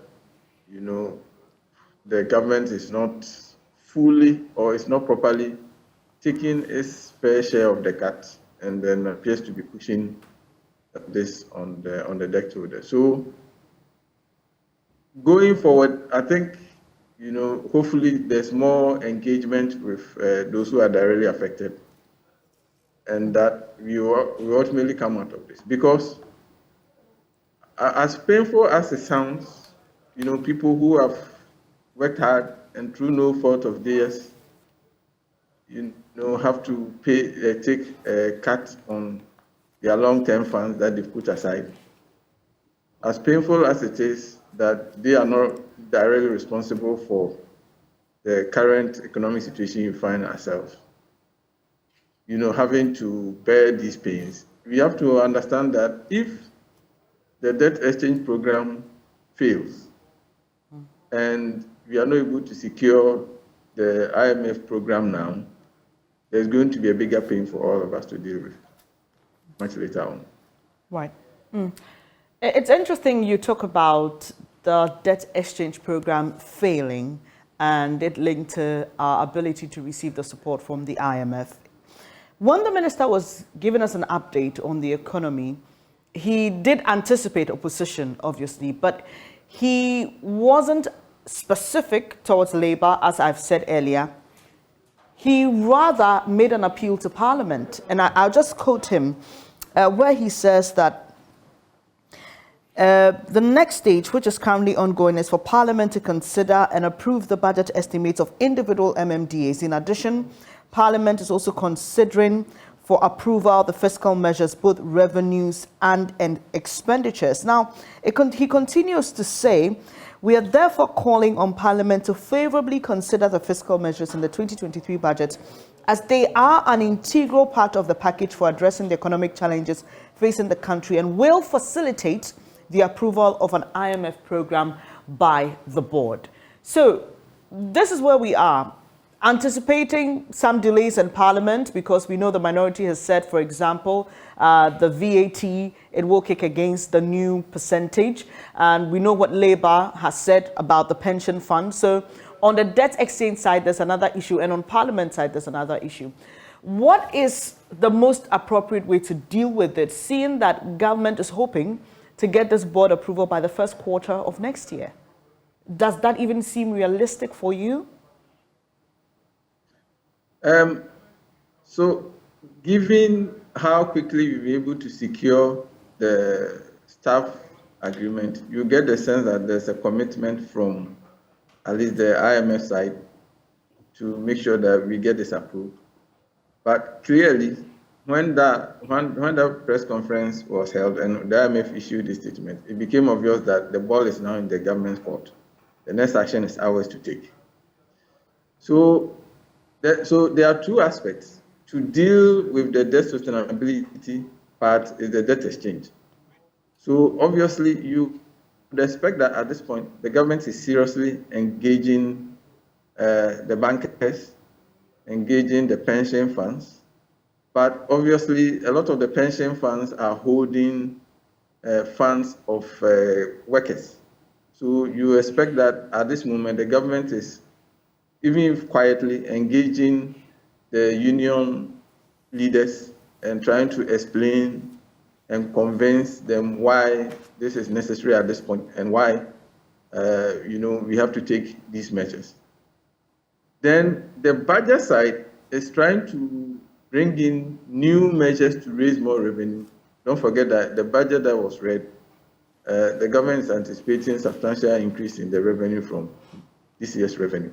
So on that score, I just hope that we don't make it a public spectacle that we did with the 2022 budget, and that there's real and proper, honest engagement going on behind the scenes, rather than publicly trying to, it's okay to publicly entreat them to come on board, but I think meeting them and then explaining, understanding their concerns, the minority in Parliament, understanding their concerns and trying to find a common ground on the way forward is extremely important. so that we don't have the public spectacle that we had before. But I still feel that maybe if there's a way for government to, the budget has been passed, if there's a way for government to also make some changes to the 2023 budget, to show a lot more cuts to the public expenditures, especially payment to political office holders, and show that. Are you speaking of Article 71 office holders specifically or broadly? Yeah, the Article 71 office holders more specifically, because I think in a sense people see that a lot where we are is because of decisions that those Article 71 office holders have made, and there's a general sense that the burden is not being shared equally. So it will be good that at least we made the chance with the reading of the budget, but I don't think it's too late to show that, okay, given the extent of what is happening, maybe the government might reconsider some of the terms of the domestic debt exchange program. If it does that, it needs from elsewhere. So maybe that is where they might want to consider making further changes, especially the government expenditure side of the 2023 budget. When it does that, it makes the engagement with the union leaders and then the debt holders a little bit easier for them to also. So that's to communicate that you are now moving to a middle ground, that you are lessening the severity of the cuts that people have to make, and then you are going to absorb a little bit more of that. So it's been about 3 weeks since government announced this debt exchange program, and right from there, the opposition started. I'm speaking specifically about organized labor. Isn't it rather surprising that up till now, government hasn't engaged organized labor? We've spoken to some members and leadership here on this show, and they say there's been no effort to engage with them. How do you see this playing into government's desire to achieve this by the first quarter of 2023? Is it a thing of being able to achieve this without engaging with organized labor? Is that a possibility at all? I don't see that happening. When I've spoken in the past, I've said that if the government feels that it's going to get issue through this, that proper engagement of those who are directly affected is completely mistaken. And let's not forget, agreeing the debt exchange and getting the IMF deal is just one part. The harder work will come when we have to implement the program under the IMF. So the government will do itself a lot of favor if, at this stage, it broadens the engagement, including what we'll be doing under the IMF program. Because if we start, assuming that it goes through this, and we start the actual program, and the severity of the cuts that are coming, if it doesn't get the organized labor on board, it's going to be a mighty struggle to achieve the targets in the IMF program itself. So it's, yeah, in some sense, it's quite surprising that we haven't seen, much deeper engagement, if at all. But sometimes when the finance minister speaks, she still says that, or he still implies that there's been an engagement, and then thanking people, across the widespread of society for how much they've supported. But clearly, when you announce that and you see the extent of opposition that we are seeing, it clearly shows that maybe the engagement has not gone the way it should have. So it's going to be a big struggle if we don't engage properly. So you speak of engaging properly. It is clear from all that we've seen that the organized groups don't feel engagement has been enough. I just want to find out, the deadline government has given is the 30th of this month. Do you feel that should be extended then? Do you feel rationally we should just move it to a different date, engage properly before we go ahead? For now, I think they can keep the date, and because it's still 10 days away, I know the holidays, festivities are coming up, and they are sitting in the middle of that. But it's not too late. So I think we shouldn't consider moving the date. let's start the engagement, let's see how it goes, and if it becomes necessary to move it, then we move it. But moving the date itself also signals to the investor world out there that there are difficulties, and that itself can trigger some responses that are not desirable. So I think the government should carefully engage, start in, and then, because you don't want to be moving the date, every so often. So you start the engagement, and then when it seems that you're about to get to a middle ground, but some more time is needed, then you can announce, and because the announcement has to give a clear sense that we are heading somewhere, not just that we are postponing the date for postponing sake. Doc, I'd like to address the debt exchange situation from two angles: our debt restructuring externally and the debt exchange as of how we've seen it so far and what labor has been responding to. To what extent will organized labor be affected? To what extent will individual pensioners be affected, if any? Because we've had conversations with different people. Some say, look, your principal is left there. It's the interest rolling over years that will see some shedding, but your pensions are safe. But we see what the TUC is doing. What is the bone of contention there? So you see, a lot of the pension institutions are heavily exposed to the government bonds. So to the extent that people, expected payments, especially for this year and the next, for 2023 and the immediate years following, will not come. The pension funds are longer-term funds, and the exchange program that we are having, if you are holding longer-term debts, the impact is not as much as if you are holding shorter-term. So, but what happens is that if people go on retirement and the pensions are not generating sufficient liquidity in terms of the short term. So if people are going on pension next year, and because expected payments are not coming through, they are not getting the funds for the people who are due, then that's where the liquidity challenges come. So the immediate challenge is likely to be liquidity issues that will come up when payments have to be made. But these pension funds, we are told, have a lot in excess. I mean, that is the rational option that they choose. So they've invested over time. They have a lot in excess that they could fall on, right? I mean, it's not that obvious. I think there are different pension funds. Some may have different sizes. Some may have different liquidity issues. So I don't think we should box them all together. Don't forget that it's not just debt exchange. In the period leading up to this, a lot of funds have had challenges because people attempted to withdraw. When there was when the news first broke that you are going to see the haircut. So already there's been some challenges that had been bubbling before the exchange was officially announced. So it is real that people who are going on pension, some pension funds might face liquidity problems.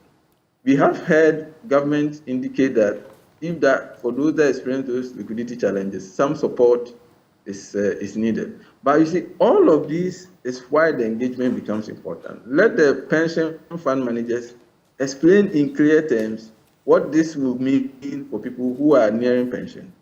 And then government also explain where it's trying to meet people halfway.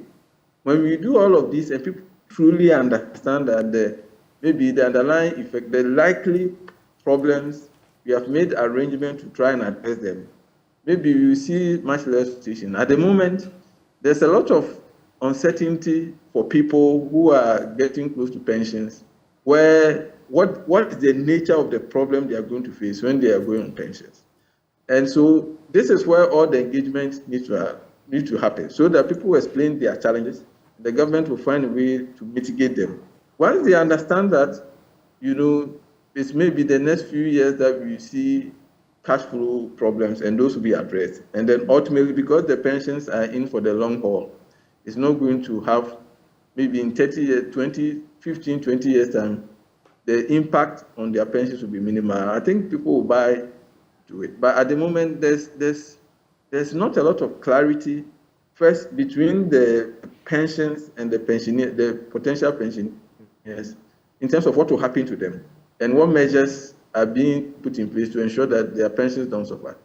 So that's a big part of the position that they are seeing. Right. I have a question on the proper debt restructuring, but just because of what you've said, so is it justified what the TUC is doing, organized labor, or is it justified from the standpoint of the paucity of information?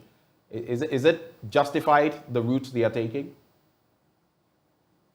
Well, if based on what you yourself have said, they have said that they have not been engaged. Don't forget, these are people's pensions. These are things that they work for. So if there's going to be any arrangement that reduce the value of the pensions, they have the right to be engaged. So if they feel they haven't been engaged, and after complaining, the engagement is still not forthcoming, then they have every right to use the route that they have chosen. All right, just a quick one. So the other angle of it has to do with the payment of selected external debts that will be suspended. And this has to do with varied Eurobonds, commercial loans on the country's books, including those of state-owned enterprises, among others. Already, we see that from where we are, we've hit D territory with the ratings agencies. Your colleague, Professor John Gachi, says this debt payment suspension, it's sending a wrong signal to investors. Do you agree with him? And what could be the consequences of this? So I think investors out there would have known for a long time that this is coming. And part of that has already been incorporated in their decision making. When people decided to pull out their funds, and we saw the currency depreciate sharply, part of this was that people knew that government is going to face challenges repaying their loans. And something like this, a debt exchange program, a suspension of payment like this was coming. The question is, the specific details that will be announced, whether it will be much worse than they anticipated, exactly what they anticipated, or will be better than what they anticipated. In the announcement that the press release that was made yesterday, the only thing that was said is that there's a suspension. But whether the specific terms of, the re-engagement, what we will do with going forward with repayment of the debt, that has not been clearly explained. The government says that it is open to engaging all those external creditors. So ultimately, I think it's the outcome of the engagement. But yes, it doesn't speak well that even though it was anticipated, this has been. It's not a good signal that we are doing this. But we sounded this out quite some time back. So the market out there are aware that this is coming. What others might complain about is that maybe they would have expected a little bit more detail, a little bit more specific information about what is likely to happen than the government simply saying that it's open to engagement. Don't forget, with the domestic debt exchange, a suspension like this wasn't announced. The government simply came out and put a proposal out there. So maybe the government hasn't finished engaging properly with the external creditors, and that's how it's gone about it this way. But in my sense, it is clear that the market has been anticipating this, and whether there will be further negative consequences, a further negative reaction, will come down to whether what will be finally put forward is worse than what they anticipated. If that happens, then the economy will take a further hit. Right. So, talking about all these issues brings to mind the concerns about speculations during the time where we saw the cedi decline sharply against the US dollar. Let me take you back to the finance minister's update on the economy and just a few points on what he says there. So, following the launch and as part of a broader macroeconomic and structural reform, the IMF and government signed off a staff-level agreement on 13 December 2022 for a 3 billion extended cedi facility. So far, we've all witnessed the gains of the cedi over the past week, as well as the attainment of this staff-level agreement near record time. These are results of our collective efforts. And he goes on to quote a scripture and says, ladies and gentlemen, in order to recover all, we still have a lot of work to do before the end of the year in order to gain the full benefit of the debt exchange program. I remember even with getting this IMF deal, government projected that it was going to do so in November, and we got it in December. Would you say that government is not setting realistic timelines with regards to the other steps in attaining this support from the IMF, considering that we have just about 10 days to end the year? So, I mean, the government has always been very optimistic in terms of when things will be agreed with the IMF. But you also have to say that being able to achieve the staff level agreement was much quicker than many of us anticipated. But going to the next step, though, I think that maybe the government is underplaying the level of opposition is going to face, especially with the domestic debt exchange. So my sense is that it's still a long way to go. First quarter, by the end of first quarter, to get the IMF board to approve, it looks possible, but from what we are seeing today, it looks a little bit optimistic. So it depends on how the government engages and how quickly it's able to convince both the Ghanaian public and then the parliamentarians to pass the laws and then come to the agreement that it is expecting. So as we see today, it's possible, but it looks so many things have to work in our favor for us to get the approval the first quarter as we are anticipating. Right. So we have Professor John Gachi on. I'll just ask you this one and then we bring him in. Talk of speculations again. And we here on this show have had experts and guests suggest that Ghana is bankrupt. We haven't had an official communication, obviously, from government on this. Former President John Dramani Mahama, on his Facebook page, made a post about 11 hours ago. He says, tragic, Ghana officially bankrupt. There are those who believe that this will feed, obviously knowing who he is and his status in society, this could possibly feed into how people begin to react and the ripple effect it will have on the economy. What are your quick thoughts on that? I'm not too sure that that post declaring that Ghana is officially bankrupt I'm not sure that it will have much effect. Like I said, this has been coming. The idea that we will not be able to meet our debt obligations, it has been coming. We've known this for at least 4 months now.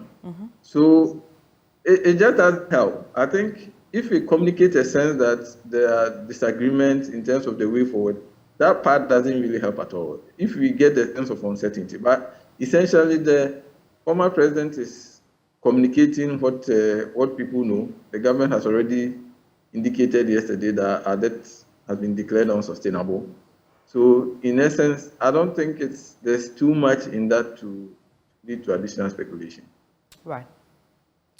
Let's look at some other angles very quickly. And we also know that everything we're discussing will come with some consequences. What will be the consequences of the time, Professor Gachi, in terms of budgetary allocations? We're still talking about the budget and what the implications could be, especially in reference to what Speaker of Parliament, Alban Bagbin, has been saying, furious with the finance minister, telling him he can't do whatever he pleases and that it is unacceptable that the finance ministry will release less than 20% of goods and services allocation to the defense ministry. He's spoken about national security and all that.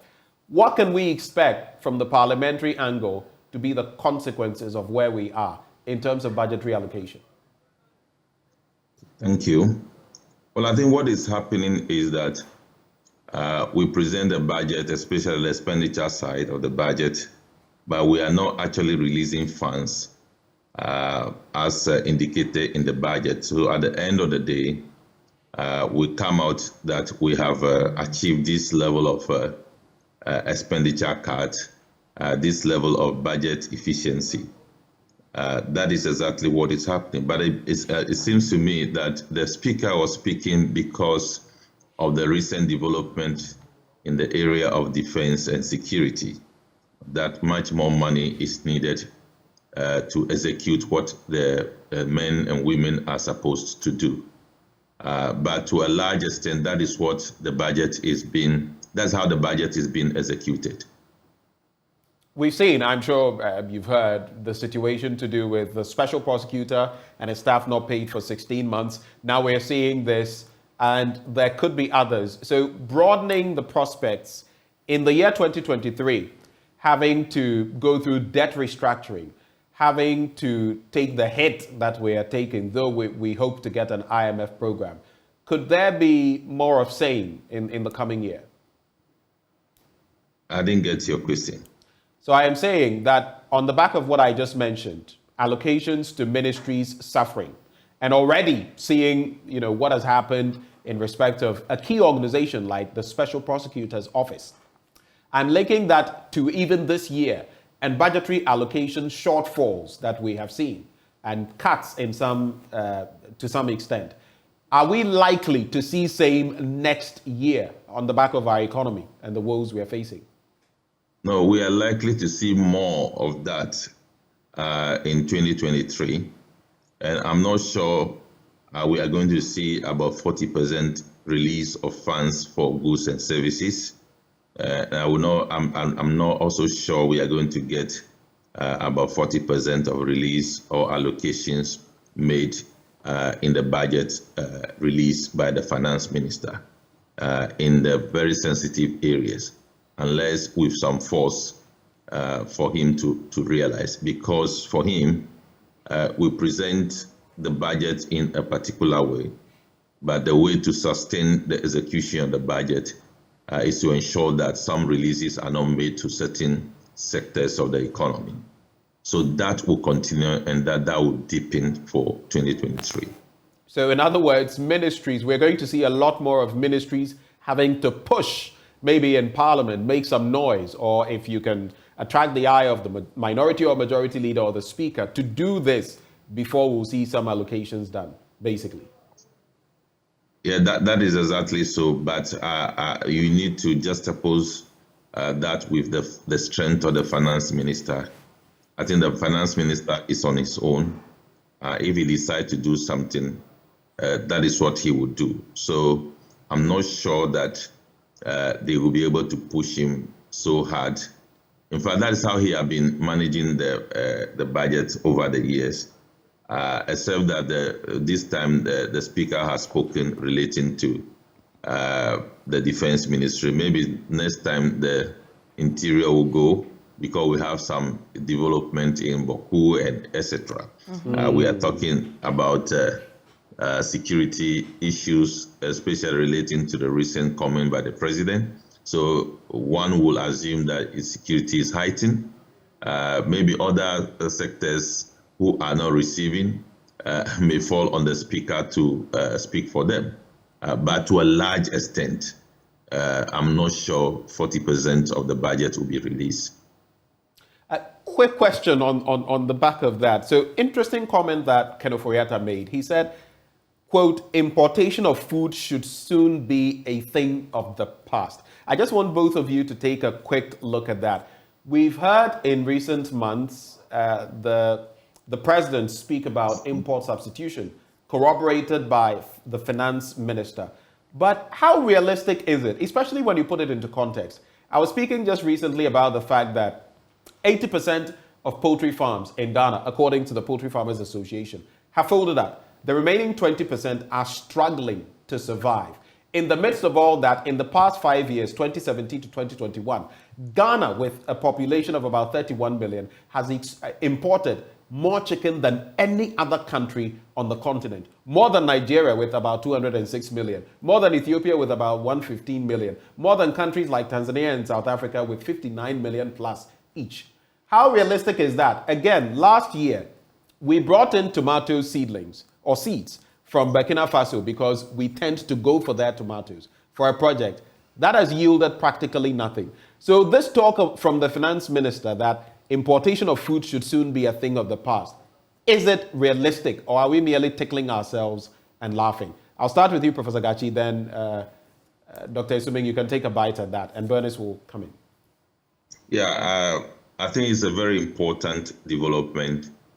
There is no reason why we should be importing some of these items, but the backsliding on the production of this item have been so deep and so pronounced that it is not possible to give a total ban on this importation for 1 year. So that is not realistic.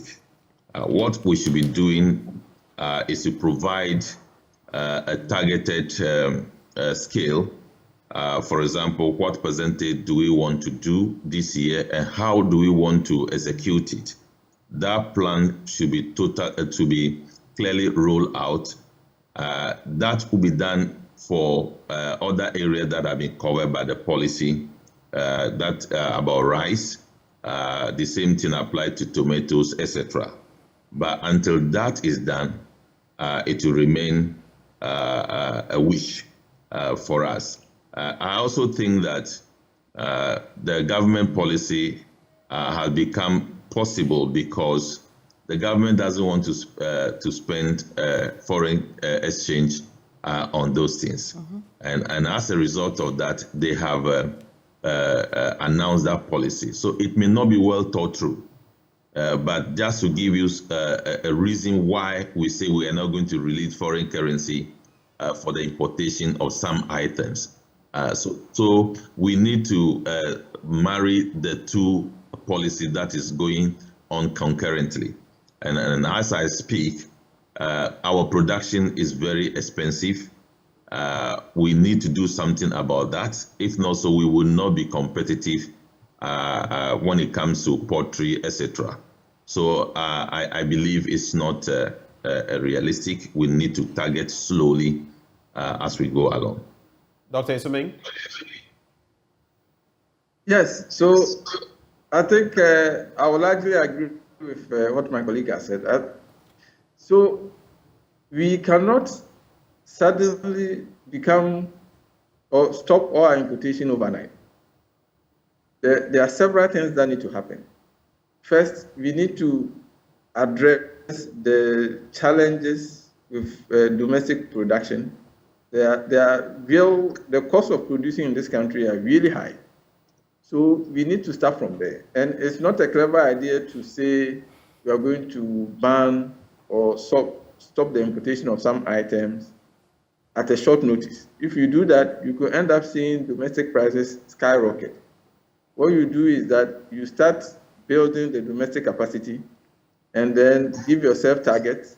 As the domestic capacity is getting stronger, then you gradually start easing off with the importation. But we have to say, we've said this before. We've had plans like this before. The question is, why didn't they succeed? And have we addressed those challenges that we had before for us to believe that this time it will succeed? You have to say that the circumstances that we find ourselves in give us additional impetus to put in more concrete plans to address our importation challenges once and for all. But it's not just about declaring and saying, oh, it will be a thing of the past. What concrete things have we done? It was good to hear the launch of the industrial park, but we've had free zones, we've had different kinds of support, we've had planting for food and jobs, we have planting for export, rearing for export and development, and so on and so forth. And all of these have, over a 5-year period, haven't succeeded in halting the importation. So we have to understand that it's not just announcing. We have to have specific targets. We have to have specific programs to address known challenges. The government has to start using its power of procurement to support domestic production. And then also, you have to avoid the inconsistency in policy making. If you try to support domestic production and at the same time you make it easier for people to import by way of benchmark reductions and then to go or not to go, and there's all this uncertainty, all those doesn't help. Nobody wants to put their money and invest in domestic production when they think that one day a policy will change and suddenly all their investments will go down the drain. So we need a bigger strategy, and a bigger strategy that tackles the different aspects of our problems with production. So for me, I don't think this is going to happen in a year or two.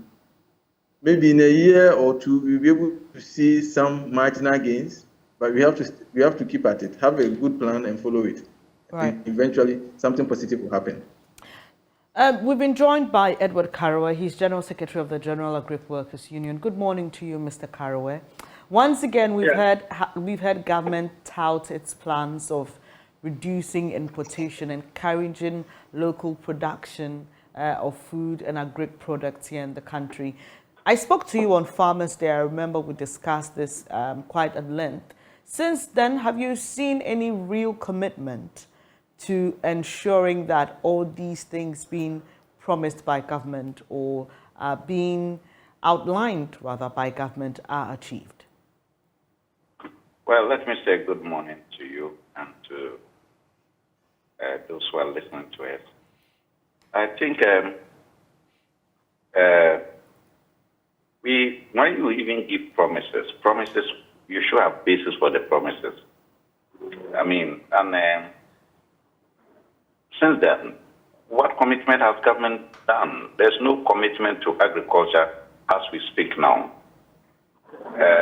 So I just don't know on what basis that we'll be thinking that importation will be the thing of the past. Mr. Karowe, you say there is no commitment at all. There's a planting for food and jobs. We've seen government, outline some measures in this budget as well. Are you saying that all those do not amount to commitment for you? You see, we need to, because we are not true to ourselves. That's why we are where we are today. We are not true to ourselves. We have all along been talking about the planting for food and jobs. The plan for food and jobs has come to an end. It has come to an end because the areas in which we have invested for the plan for food and jobs are not yielding results. Where is the maize that we have spent so much money to finance? Where is the rice? Where is the soya bean? The only thing we are talking about is plantain. Plantain is not part of planting for food and jobs. Why are we talking about planting for food and jobs for what? All of us go to the market. The food stuff is just not there. So we have to come to that realization. But if we still think that planting for food and jobs is there and is working, then we are going to aggravate our problems in the future. Now we are talking about doing what? Making imports the thing of the past. On what basis? And what is the commitment? Government's own policy. They should tell us the mere fact that you said, you are going to cultivate over 100,000 acres of land in 4 regions in 2023. Does not mean that it is done. It doesn't mean so. You've only given an intention. And that intention we have seen in the past, you've made so many intentions known to us, but they never materialize. So we should not tickle ourselves at all, and no one will listen to what the ministers are saying. We are ready to only see what they do, because to talk for us is easy.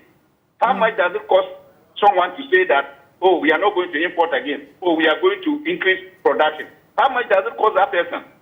That it will cost you so much to be able to actually give the real production. And this is what we want government to bring to us. But not this way. We are not seeing anything. Are they increasing fertilizer supply? Are they telling us that When today the country is broke, where are they going to get the money to invest in agriculture? Where? They say they don't have the money. We are not saying it. They say they don't have the money, and there's no money. So where are they going to get the money? They are not telling us. So even the over 100,000 acres you are talking about cultivating, where is the investment? Where are you going to get the money for that? You are not telling us. So there's no real commitment that can lead us to what they are saying we'll be getting in 2023. Mr. Karwe, you sound very pessimistic. You sound like someone who is tired of hearing the same rhetorics all the time. Should we begin to look at encouraging more support from the private sector? Probably we may begin to see greater yields in our Greek sector than all, as you say, all the rhetorics we get from government with nothing to show for it. You see, we are pessimistic because last year, 2021, we made it clear, we observed the realities on the ground, and we said, look, this country was heading for low output at the end of 2021. The government did not agree with us, and they even told us that we're going to have a bumper harvest. There was no fertilizer. They themselves told us the fertilizer was smuggled out. There was floods everywhere. When finally we had the fertilizer, it was too late. And all this, yet they said we're going to have a bumper harvest. We never got it. This year, all of us have paid dearly. 2022, the Ghanaians have paid dearly for our low output in agriculture in 2021.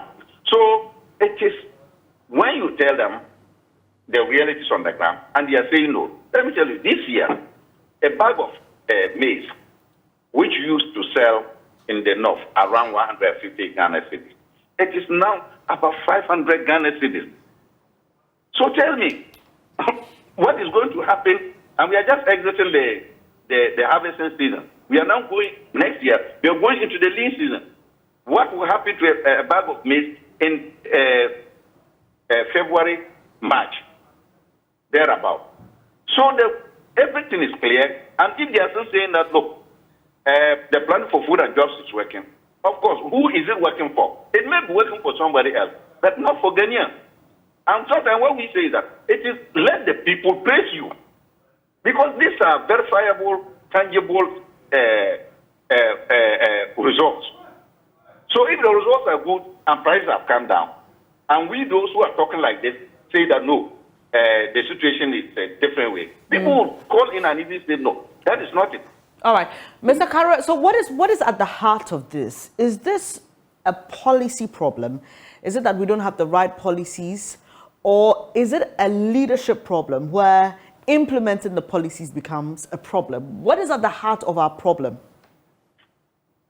Well, our policies, it's also a policy problem. Most of our policies are not well thought through. And then, because when a policy is well thought through, the implementation is linked to the policy. It's not just about building castles in the air, but you build castles that you can really build them. But when you are talking about castles that are in the air and you cannot materialize them. So implementation is linked to the policy making. And our policy implementation is very poor. Very, very, very poor. Even where a policy is good, implementation will just make it useless. And we are not committed to implementation. And you see, I think that people, public officials, are not held accountable for creating waste. Because whoever imports fertilizer into this country or uses government money to buy fertilizer to subsidize for farmers, and then that same official comes to say that the fertilizer is smuggled out, and that official is not held accountable, I don't know who you can hold again. Then go and hold those who is smuggling the fertilizer. Right. But we don't see anything like that. So implementation is a major problem. Right, Mr. Karwe, just back to my earlier question, that there was a bit of it that I didn't get an answer to. Would you suggest that government begins to pull out a bit and allow more private people to come in? Could that be a solution to our Greek situation? Yes, government needs to do that. It is even the case that government cannot, on its own, intervene in agricultural production to produce enough for this country and for industry. Government, that's what government has even been trying to do. But the linkages are very poor.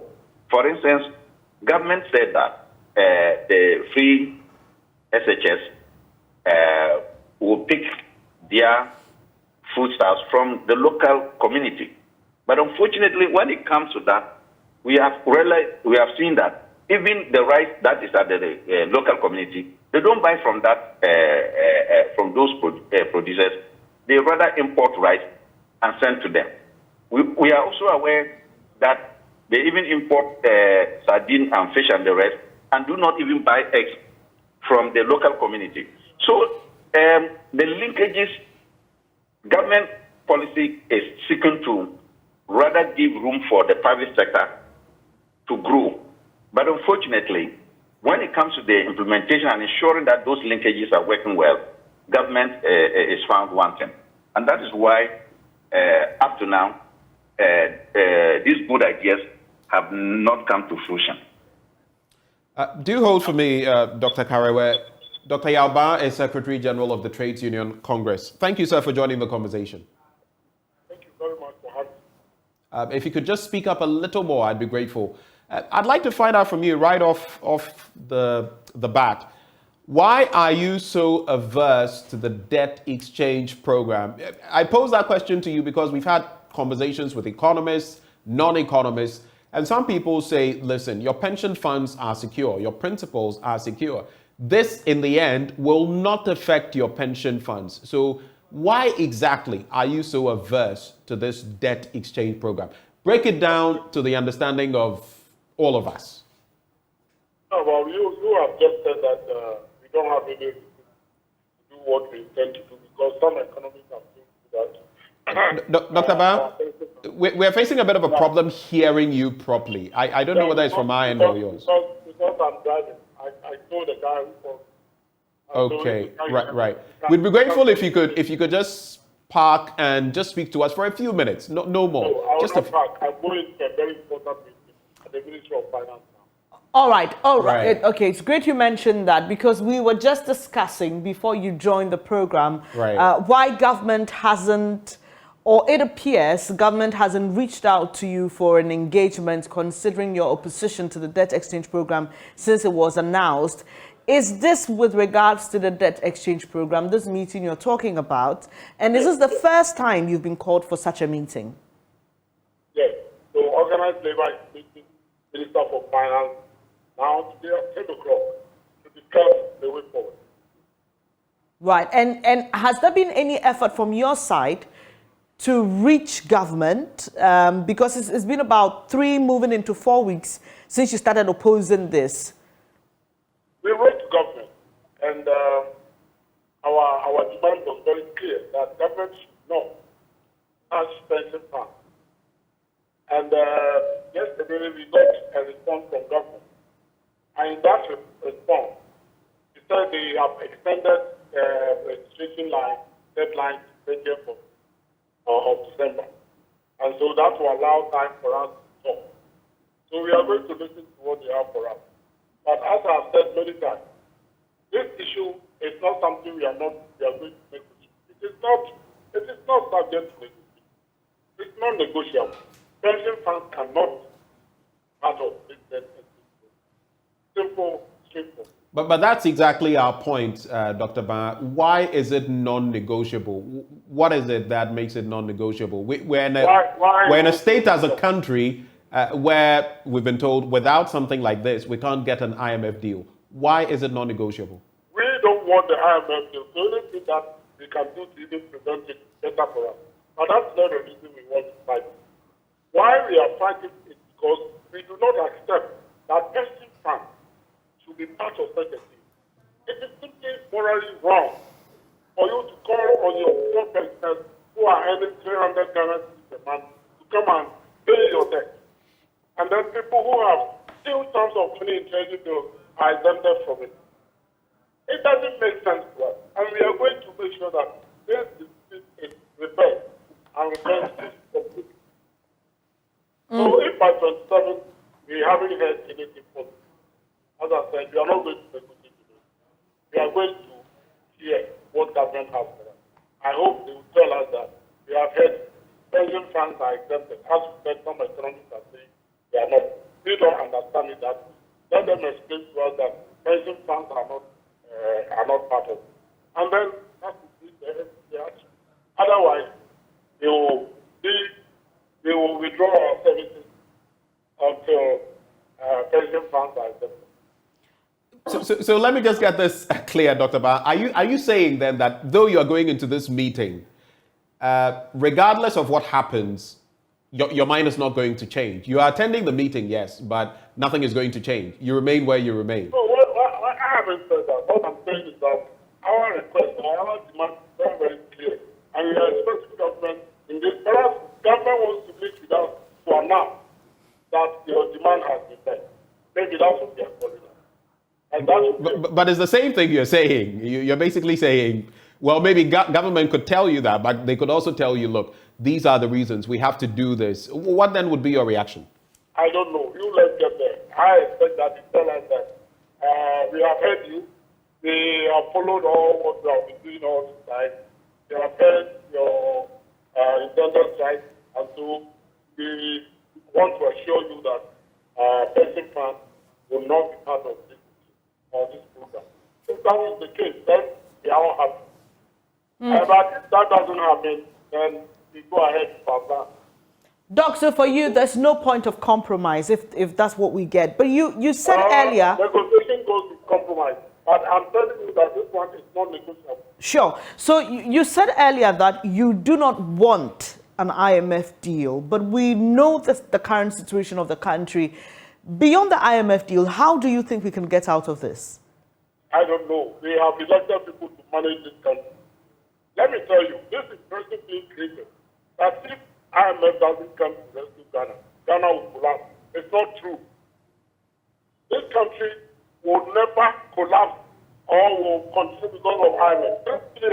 This country is much bigger than 3 billion. I'm telling you. You know it. I mean, why do we create this impression that IMF is our savior? IMF comes to your country and you are doomed forever. IMF would never rescue this country from any trouble. They are creating these problems that we are having now. When was the last time that organized labor came together to declare a nationwide strike? When was it? We are talking about the peace. But IMF came in and we didn't reach. Now what is happening in this country? They will create more problems than they will solve. So, Dr. Ba, just a quick one. You are blaming the IMF for where we are rather than our leaders. We are not blaming IMF. Ghana went to look for IMF. They were in their Washington. And then we said they should come and help us. And now we have told them it's saviors. They are not our saviors. IMF can get out of this country today. And Ghana will not collapse. Earlier, during our conversation, and I must say we have other guests on the program, Dr. Assuming responded to concerns about government's posturing with regards to your opposition of the debt exchange program. And for him, he thinks the bigger hurdle is not even the debt exchange program, but it is the implementation of the conditions that the IMF will attach to this program. Do you also have concerns about that? Sorry, I didn't get that point. I'm talking about, so you just mentioned that the IMF creates more problems than it solves, right? And that's what you said. Sorry, the line is very bad. All right. Because I'm driving towards that. Hi, Doc, can you hear me? Is it better now? Well, too bad. We lost Dr. Yalba there, but clearly, Benjamin, he's still fixated. The heels are dug in. It's yes, clear. Yes, but let me find out from Professor Gachi. I asked him a question about what we could do beyond going to the IMF to get out of the woods. And he says he didn't know. But are there other options we could consider, seeing that Dr. Ba and many like him believe that we don't even need to go to the IMF in the first place. And maybe before you come in, Doc, if I may add, and Bernice, in other words, let's assume there were no IMF. What would we do? Right. Hello, Prof. Is that question to me? Yes, Prof. That's to you. Okay, I think let's put the thing in perspective. The point is that we have managed the economy on a path that we have bypassed every opportunity that we should have used. The IMF provided some scheme for debt forgiveness exercise. We have missed that. Looking at things, we don't have any respite anywhere. And I believe the IMF will provide that respite. However, the engagement we will make with the IMF will determine the outcome that you will get. All that we are saying is that having had this checky path, if you are going to engage in debt restructuring, there is an approach you need to take.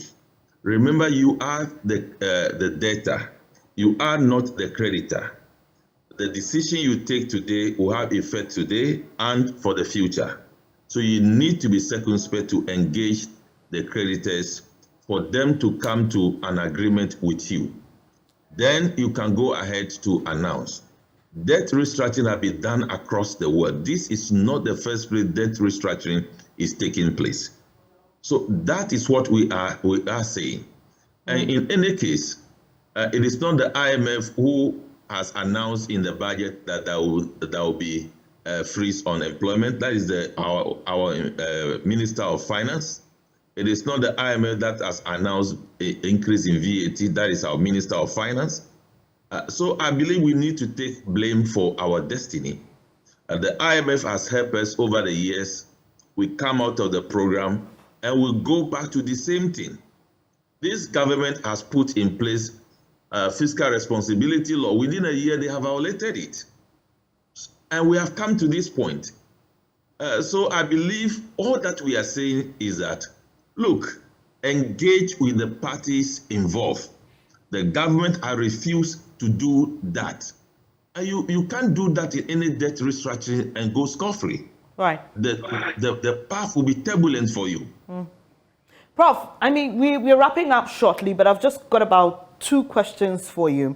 The minister, since he announced this debt restructuring, up until giving us that update yesterday, has courted public support, quoting the Bible and even making some allusion to what happened earlier this year with regards to implementing the budget. He says that we cannot afford to make the mistakes of 2022. And I'm sure he's alluding to the e-levy issue, where we were told later that the decision by the minority not to support it cost government with regards to running day-to-day business. What will it look like, Prof, if we are unable to reach that board-level agreement by the first quarter of 2023? Things are looking okay now. The cedi is performing well against the dollar. People are being forced to make adjustments to prices of goods and services. But what would it look like if we fail to reach that agreement by the first quarter of 2023? Well, first of all, we shouldn't use reaching an agreement with the IMF first quarter as a blackmail against creditors. Remember, creditors have given you their money. You are committed in writing that you will make payment of principal at maturity and you make coupon payment periodically. That is a covenant you need to keep. So all that we are saying is that make sure you engage the people. You are not engaging the people the right way, and that is what is causing all this mess. So that should be taken clearly. We shouldn't blackmail anybody because of we want to achieve a certain target by ourselves. Right. No. So we were told that many factors, including the announcement of a staff-level agreement, led to some confidence, and so we are seeing the cedi perform better against the dollar. My question is, what are we likely to see, or how will the market respond to we not being able to achieve that agreement by the first quarter of 2023? Well, I think the first thing we have to look at is that the dollar itself is wobbling in the international market. That is one of the reasons why the cedi is performing. We are not importing so much. So all these factors should be put in perspective before we start pitching camp with the good performance of the cedi within 2 weeks, because the situation will resurrect again with time. If we don't meet the targets set by the IMF for the first quarter of next year, that will be disaster. And that is what we are all trying to avoid. But in an attempt to avoid that, let us do the proper thing. That's all that we say. Let me take your quick thoughts on the issue of transport operators who, for lack of a better expression, have been forced to reduce the transport fares because of what we've seen as a result of the cedi to dollar ratio translating into the reduction in fuel prices. And there are those who have said, Professor Bopping, for example, has said, look, don't be so excited about this performance of the cedi to the dollar. It could end soon. It may not last. Considering that it may not last, and what we have done to these transport drivers by forcing them to reduce their prices, what is the likely impact and even the ripple effect? Should we have even reacted so fast with regards to the performance of the cedi and how it translates into the prices of goods and services here? Well, I'm not sure the transport owners have been forced to reduce prices. I think what I do know is that there is a certain range. If fuel has been reduced and it crosses that range, prices have to go down. And I believe the transport owners have recognized that the fall in the the appreciation of the cedi and the reduction in fuel prices has occasioned the reduction. Right. So I'm just saying the quick reaction to this, and considering that colleagues of yours have suggested that this may not last, it means that we will keep fluctuating. And the reason I'm saying I used the word forced was that we spoke to some of the drivers. Some of them are not too enthused about this because they say, look, yes, the fuel prices have reduced, but we have to pay more for other things, and the general cost of living has gone high.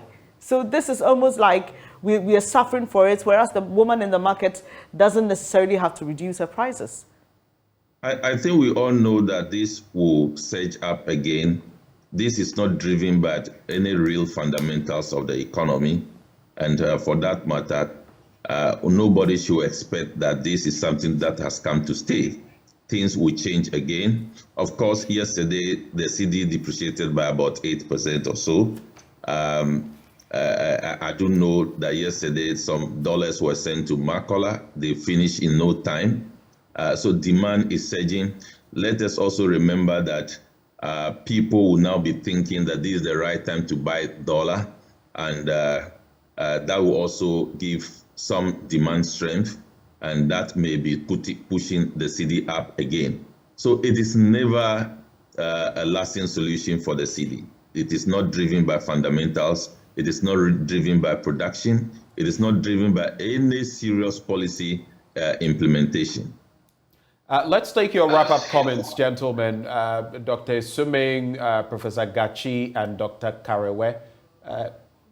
So let me start with you. Right. So let me start with you, Prof. Yes. Any parting comments for us as we wrap the conversation? Oh, I think I'm okay. Okay. Okay. Dr. Suming?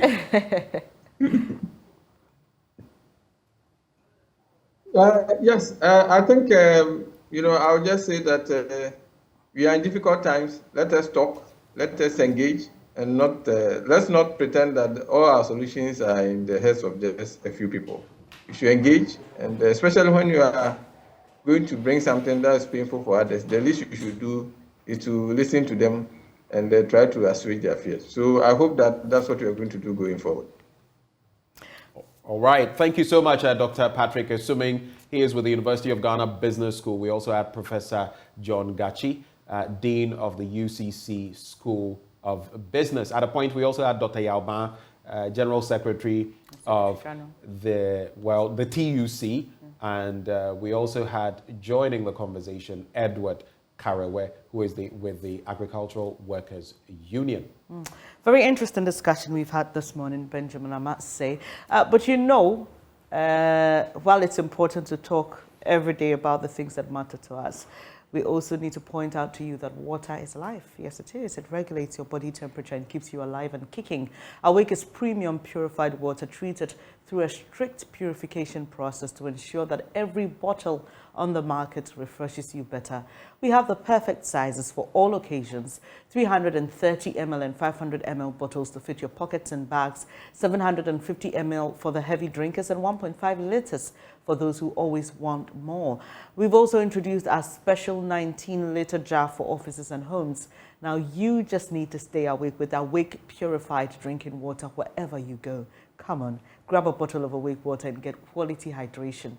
Awake Purified Drinking Water, one for life. Remember, for every bottle you purchase, an amount is donated to the National Cardiothoracic Center. It's produced by Casapreco. For bulk purchase, please call 026-235-1251. This advert is FDA approved.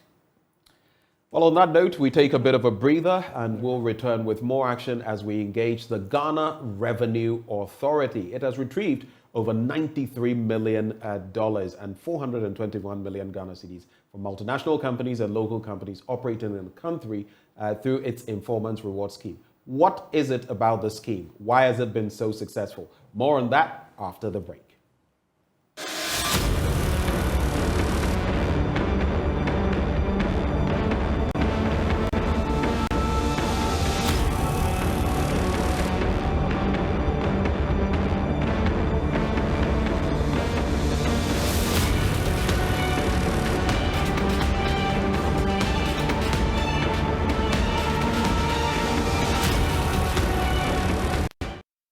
Thank you so much for staying here on the AM show. It's now time to bring you details of what Benjamin spoke about just before we took the break. And it's about the Ghana Revenue Authority retrieving over $93 million and 420 million cedis from multinational and local companies operating in the country through its Informant Reward Scheme.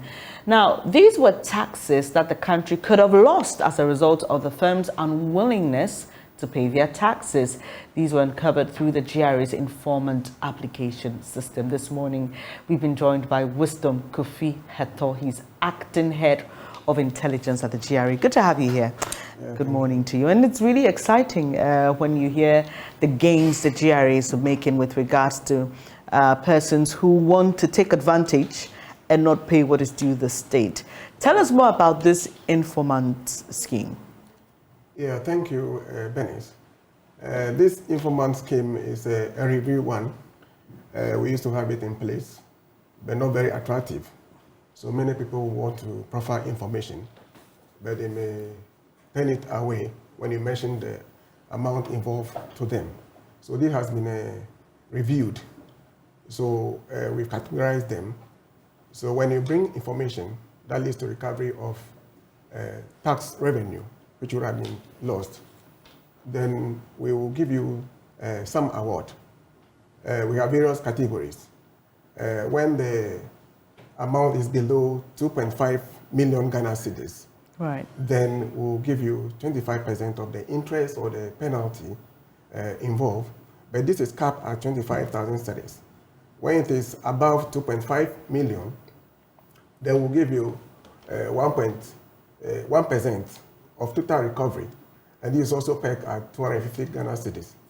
When the recovery is more than 25 million Ghana cedis, then the top management, in consultation with the board, will determine how much to reward you. Okay. Then also another category is when there is no penalty or interest, then Commissioner General will determine between 5,000 and 25,000 to reward the informant. We also have cases where vehicles are smuggled into the country. They are not customed. So we pay when they are arrested and the various processes are gone through. Then we pay for saloon cars. We pay them 500 Ghana cedis. For SUV, we pay them 700. Then buses and vans, we pay them 1,000 cedis. Then for trucks, we pay them 1,200 Ghana cedis. So how do informants reach out to you? What's the process like? Yeah, we have lines in place, telephone lines, WhatsApp platforms in place where we give to them. They assess it, they give information leading to these more practices or improprieties, if like. So they reach out to us through that. We have some walk-in, we call them walk-in informants. You could just walk into my office and give me critical information that will lead to recovery of this tax revenue. So briefly, that's how they reach us. So, I mean, later I would allow you to announce the numbers and the social media platforms through which people can reach you if they have any information to give you with regards to persons or organizations that are taking advantage of the state. Yeah. Right. But this $93 million we're talking about, is this just for this year? Yeah, for this year. Okay. This year. So, are the monies just retrieved or organizations and individuals suffer sanctions? Yeah, they suffer sanctions. They suffer sanctions. That's why I said that penalties are imposed, interests are imposed. There are various categories of interest and penalties that are imposed. So they don't just, we don't just retrieve, but we impose sanctions on them. Sometimes penal consequences are attached. Sometimes there are criminal activities involved. For instance, falsification of records, burning or installation of records. All these things are criminal. So if we found out that you engage in such things, then we escalate it to our prosecution department. Then they take it up. Because we want to even prosecute so that it will serve as a deterrent to many potential tax defaulters or non-compliant taxpayers. Interesting. On the top of your head, is there any, without mentioning names of organizations, is there any story you'd like to share with us of how you got to know about the company evading tax and how, GRA went about retrieving it? Something interesting, if there's any that comes to your mind. Yeah, there is an instance, or there was an instance, where an informant walked into my office and told me, in fact, he was working with them and they had a good relationship which went bad. So he came. Actually, he wasn't happy about what was going on. He's a Ghanaian, so he decided to quit and came to inform about it. So he told us where the records are being kept and how we can access them. So we set out to do pick our intelligence, do our little investigation. Then we inform Commissioner General, who gives us a warrant so that we can access the records, their premises, and retrieve or remove whatever record we think will facilitate our work as far as the retrieval of the tax is concerned. Yeah, so we went ahead and we got them, and they came to pay.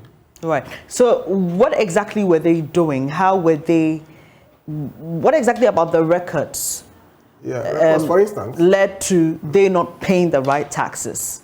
Yeah, for instance, let's say you are a supplier, so you supply and you issue invoice, let's say 4 invoices in a month.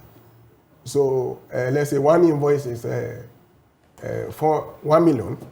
So it means that in a month you supply to a particular client and you have 4 million sales you make.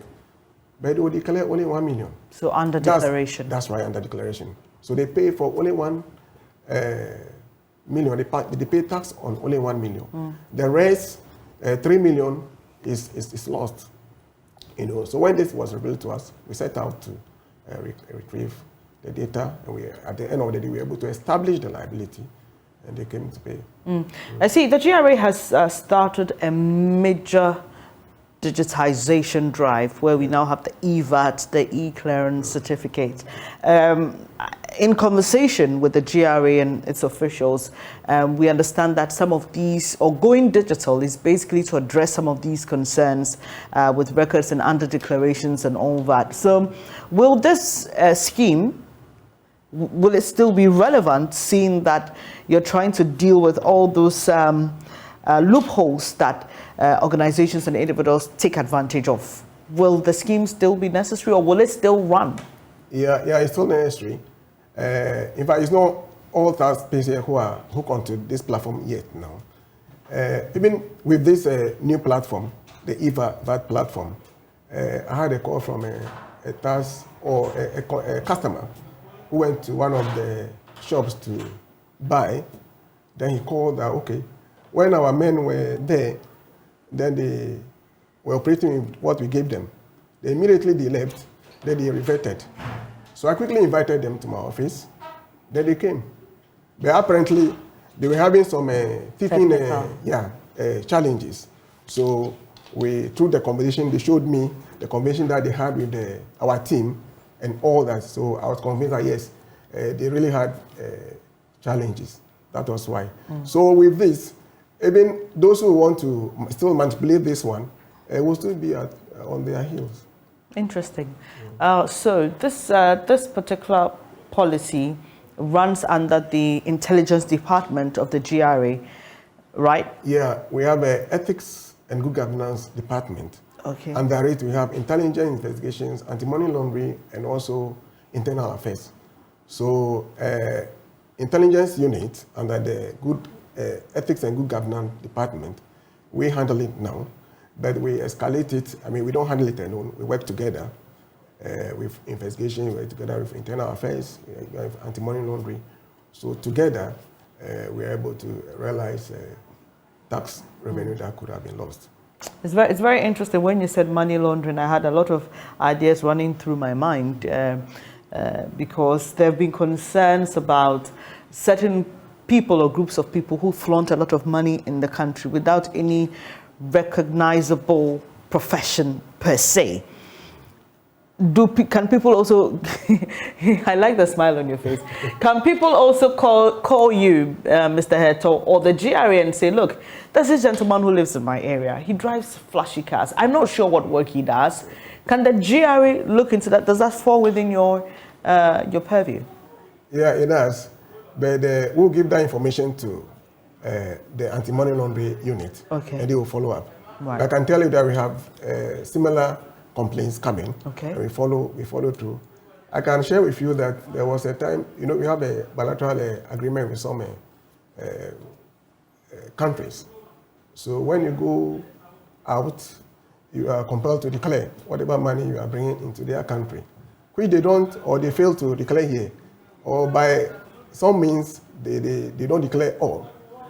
So we're following up on them, and we I ran into a very important man's home. But apparently, some of them declare wrong address over there. Okay. So you trace it, but you may not get to them. Some of them intentionally they misspell the name. For instance, cantonment, for instance, they may omit. So when you are searching for them, it becomes very difficult. But we work with financial institutions. So if you realize that, Bernice, your account is very fat, and we will call you to come and tell us how you... Oh, the GRA does that in this country? Yes, we do. Okay, so you see all the people on social media who flaunt luxurious cars, buildings, and the GRA knows that for sure this person has a job that will give him that money to acquire these things. Yeah, they do. I can tell you that some people even got to resign from their position. There's a particular work I'm doing now. The informant is not a Ghanaian. He's not even a Ghanaian. Okay. I've never cited him, but we chat. He gives me and all that. I'm working on it now. We have retrieved some amount, I think about 6-something million. Then the work is not completed. Only one leg of it is completed.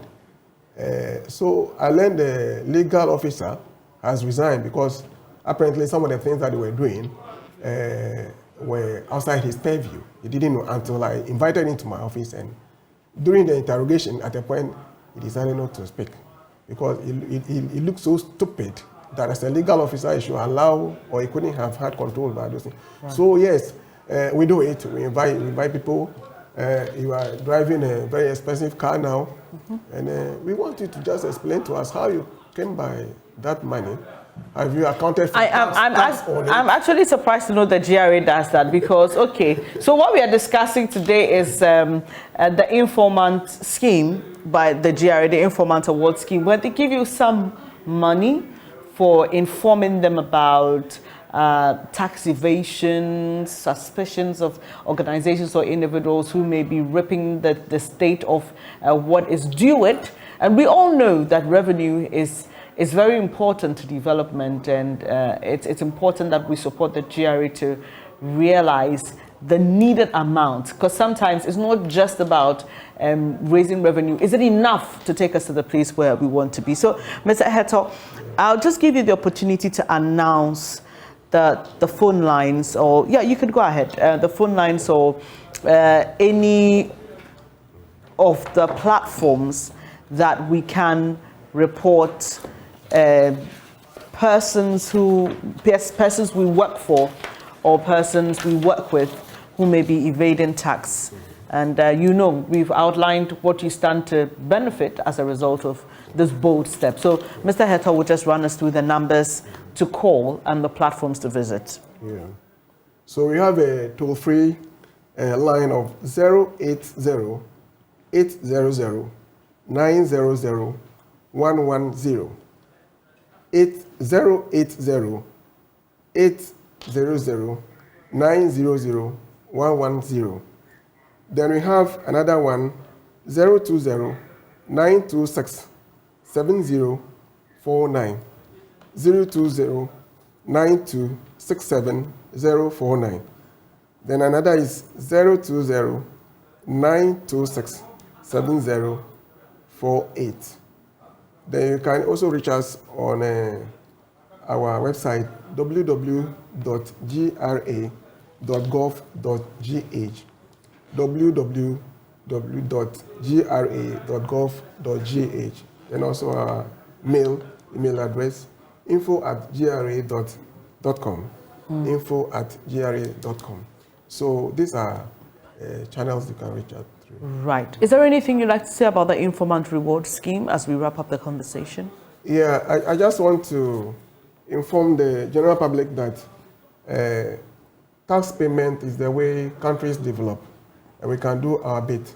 So you can give us information of any form of impropriety relating to tax. And you are not only delivering on your civic duty or responsibility of helping to mobilize revenue, but also we have financial rewards which you can benefit from. So we are encouraging the general public that you reach out through these lines that I've mentioned, and also you can visit us at our offices at Shipper's House, Intelligence Office. And whatever complaint you have, whatever disclosures you want to give us, we are ready to assist you or to receive that information. I want to assure you also that your security and confidentiality of the information is very central to the scheme. So we'll never compromise that for anything. We are assuring you that your identity will never be revealed. So we encourage you to come and give us the critical information that we need. So together, we can mobilize revenue to develop our beloved country. Thank you. Thank you so much. Wisdom Kofi Heto is Acting Head of Intelligence at the GRA. And this morning, we've been talking about the Informant Reward Scheme. If you missed any part of this, you can just get onto our YouTube page or Facebook and get the details of how much an informant will earn based on the amount to be retrieved when it comes to issues of vehicles that are brought into the country without duties being paid. It also depends on the vehicle it's make and so many other things. So you can just furnish yourself with those details. And the GRA also wishes to inform you that persons wishing to apply for tax clearance certificates should do so online via www.taxpayersportal.com or download the Ghana Taxpayers app on Google Play Store or the App Store.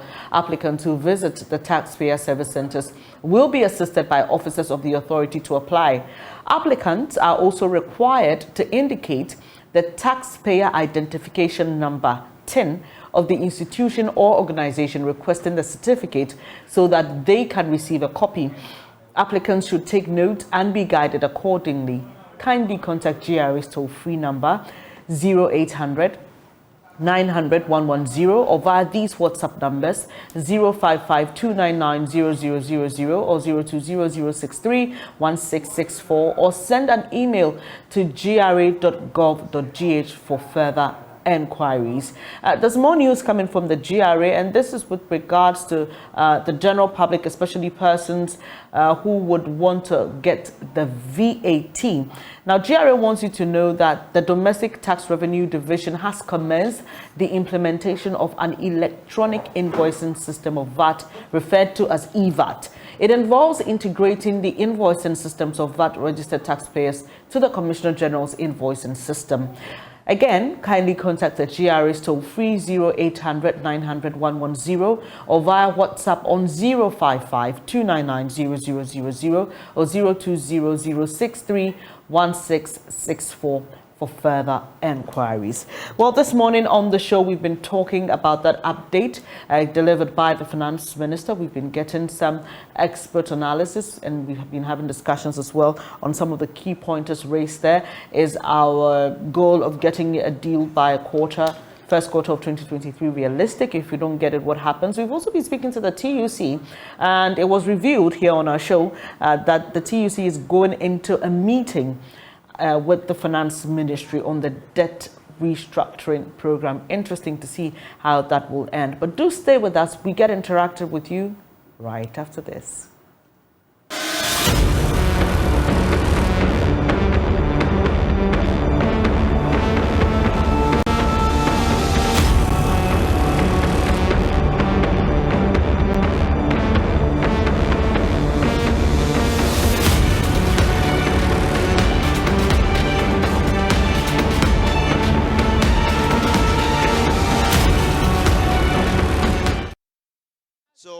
In the Tema station to try and interact with the people here to find out whether there's compliance with the reduction in transport fares.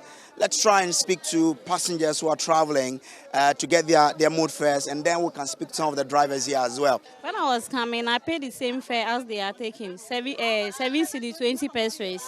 But I've heard they have reduced the transportation, but still yet they are not reducing it. I don't know why.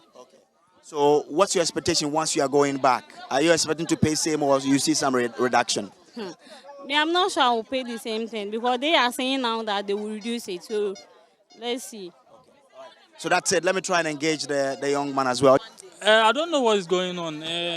When the price goes up, they quickly increase it. But when it comes down, when the drivers, they have that kind of, they don't want to reduce it. When the price comes down, when the petrols come down, they don't want to reduce it. But when it goes up, they quickly, effect the increase. You understand? It's not fair. It's not fair. I don't know. Maybe from tomorrow going, they will reduce it. But until now, they haven't reduced it. This morning, whilst coming, did you witness any fight between a passenger and a driver, a mate, because of that? Oh yeah. There was there was an incident. The mate and the passenger, they were exchanging words here and there. So I don't know. But as for me, I've calmed down and I just want to see from tomorrow going what's going to happen. They are thieves. They don't want to reduce things. When they increase prices, the time will not even reduce, and they will increase it. But when it's reduced, they don't want to reduce it. I don't know why. They are all thieves. I exchanged words with a mate this morning, seriously. 720 muji ya omachi ya kasa ya omachi ya ba 720 ya kasa mo pene omusi ya this next week ombe yusu asa o ye yusu ansa na ombe yu petrol amasi really fanisu ya kasa sa omachi ni sa wa ha omachi na toko kwa kanu ndi ye mo for police bla soldiers bla ya bu mu pa na mu tututu. So she's saying that this morning they had to fight with mate because they were charging the same fare as they were before the announcement of the reduction. And she's saying that left to her alone, she would wish that the government will bring military men to come and force them to charge the new fares.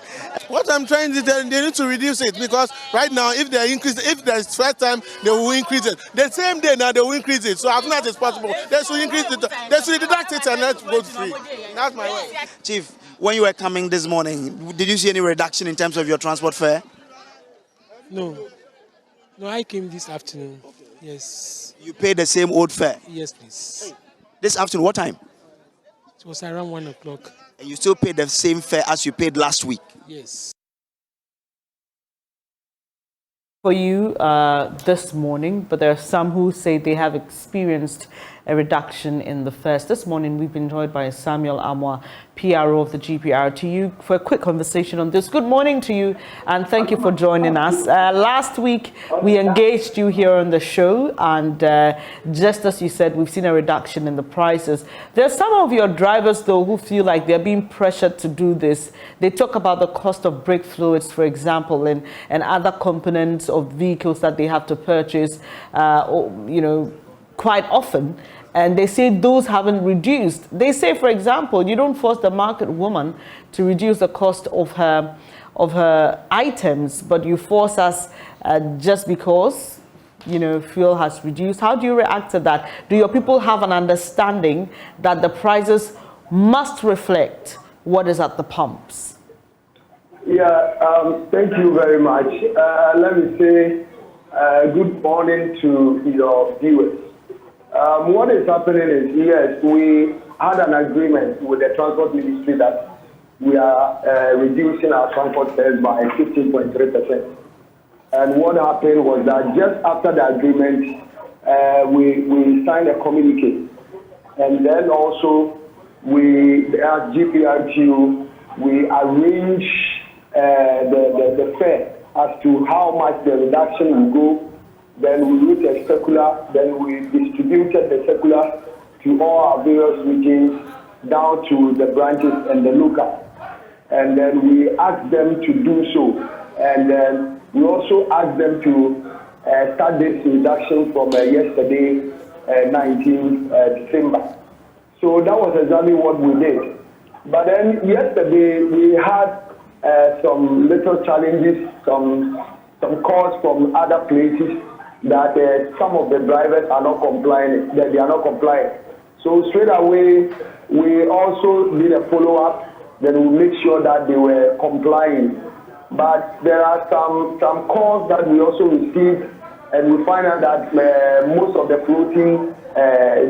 challenges were also coming from the floating drivers. So as of this morning, our expectation on what we know is that we have sent a circular, and we are making sure that all our drivers, that is GPRTU drivers, will comply to this directive. Right. So have you checked the level of compliance yet? Yes, we have done that. And until a complaint will come, we don't know what is happening down there. But since earlier on I said something that every time we are increasing fare, we have a process or a procedure that we use. We do write to them, then they comply. So that is the same way we also write to them, and they are to comply. And my branch, as an example, we are complying. We have reduced it. Even the calculation was not up to 1 cedi, but we ran it up to 1 cedi. And there are so many stations that I can testify to that.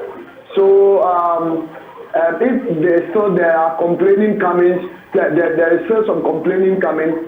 What we have to do is to still do a follow-up and to make sure that where the complaint is coming from, we will make sure those stations will also do the right thing. But at the moment, we have not received officially a complaint coming from a specific station that they are not complying.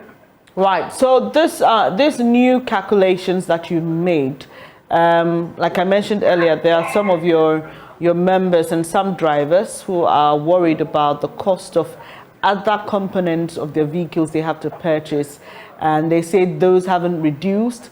But would you say generally that the reduction in the fuel and the reduction in the cost still makes business profitable for you? Yes. When we met the minister, we also We spoke about all these components because we are not using only fuel price to do our calculations. I think that is the main reason why we arrived at the 15.3%, because we made the minister understood that most of the components, that is the spare parts, they are not reducing it. The lubricants, likewise taxes, even from January 1st, insurance is going to increase by 30%. We spoke about that. So that is why initially the minister was asking us to reduce it by 18%. And we spoke, and at the end of the day, we arrived at the 15.3%. So this is what we have agreed on. So if we are not expecting the drivers to still complain about this spare parts issue, and they will use that as a yardstick that maybe because of where the spare part is, they are not going to comply by the 15.3% reduction. For that one, we won't accept that because we have agreed and we did our calculations before we arrive at the 15.3%. When you say you have engaged them, you mean not only their leadership at the various regional and community levels, but the drivers have all been engaged, and they are all aware of these new adjustments. Yes, National Secretariat or the leadership were the people that had a meeting with the minister, and we have agreed. The moment we agreed, we stand on behalf of all the drivers. And the leadership of GRTCC too were there. They also signed the same communique.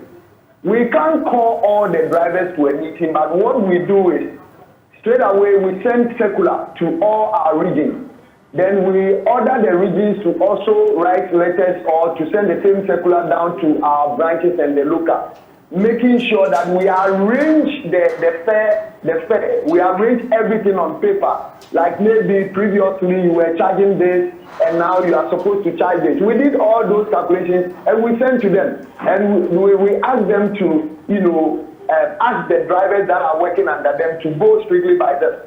So it's not a matter of maybe calling all the drivers to a meeting, but we engage the leadership and we make sure that the leadership will also force their drivers to go by it. Let me also use my station as an example. When this thing happened, the leadership got the information and we did our calculation. We gave it to the drivers and the drivers are complying. That is the same thing all the branches also have to do.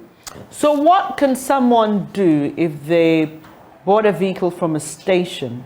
Because we know that there are some drivers who are floating and all, they may not necessarily belong to any association per se. But what should somebody do if they sit in a vehicle from a station and they are still being charged the old fare? What are the mechanisms available for them to make reports to your outfit? Yes, what we do is, even this morning I received a call from one of the stations. Somebody called me from one of the vehicles. Then he gave me the complaint. So straight away I called the leadership of that very station, and we make sure that they comply. So if someone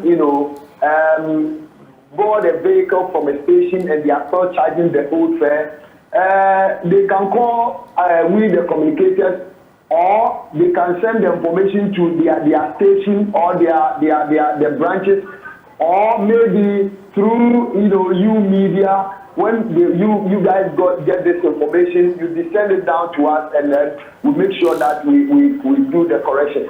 Somebody may ask, even maybe if we have a toll-free line that we call. No, we don't have that. But they pass this information through the communicators, and we also send it down to the leadership. Then we make sure that they comply. I appreciate your time here this morning. Samuel Amwa is PRO of the Ghana Private Road Transport Union, GPRTU. Right. Christmas is a few days away and it's getting exciting by the minute. The Joy FM Friday party in the park comes off on the 26th of December at the Ebri Gardens. The Joy FM Friday family party in the park. So I'll be here right after this to bring you more details on that while we get interactive with you.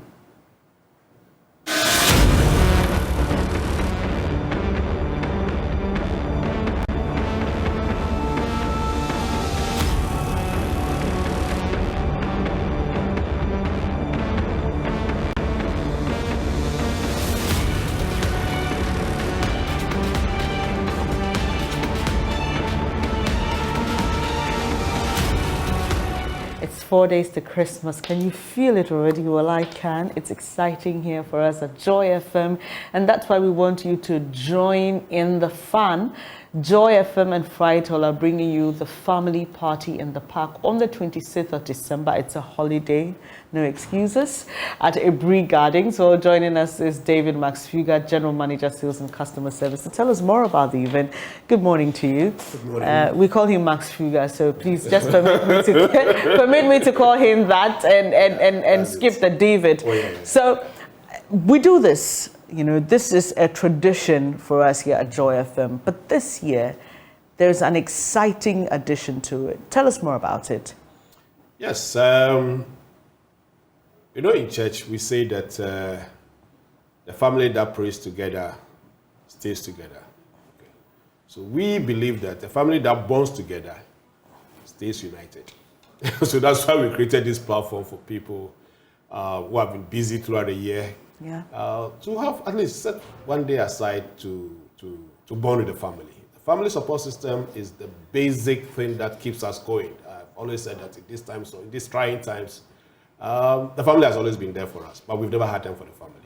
And so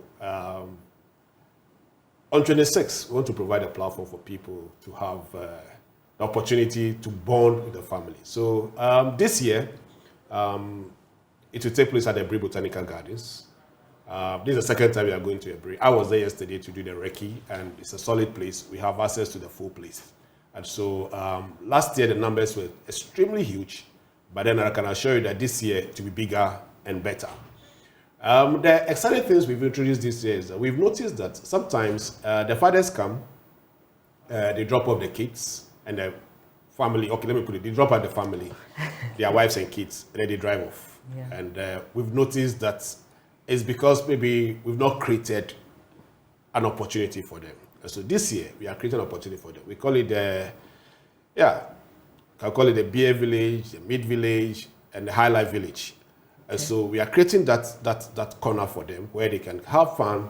Well, while their kids have their mommy having other things or doing other things, they will be able to stay there and dance to high life music, chew their kebab, take their drinks, whichever drink they want. We'll make sure everything is available for them.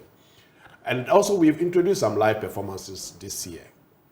So you have artists like Kobna, like Idi, like the Kwame Eugene, and of course, Perez Music will also be there to give the variety to people. So, I mean, it's a full bouquet for everybody. Right. And then for the kids, we are introducing a grotto, for the Christmas grotto, let me put it that way.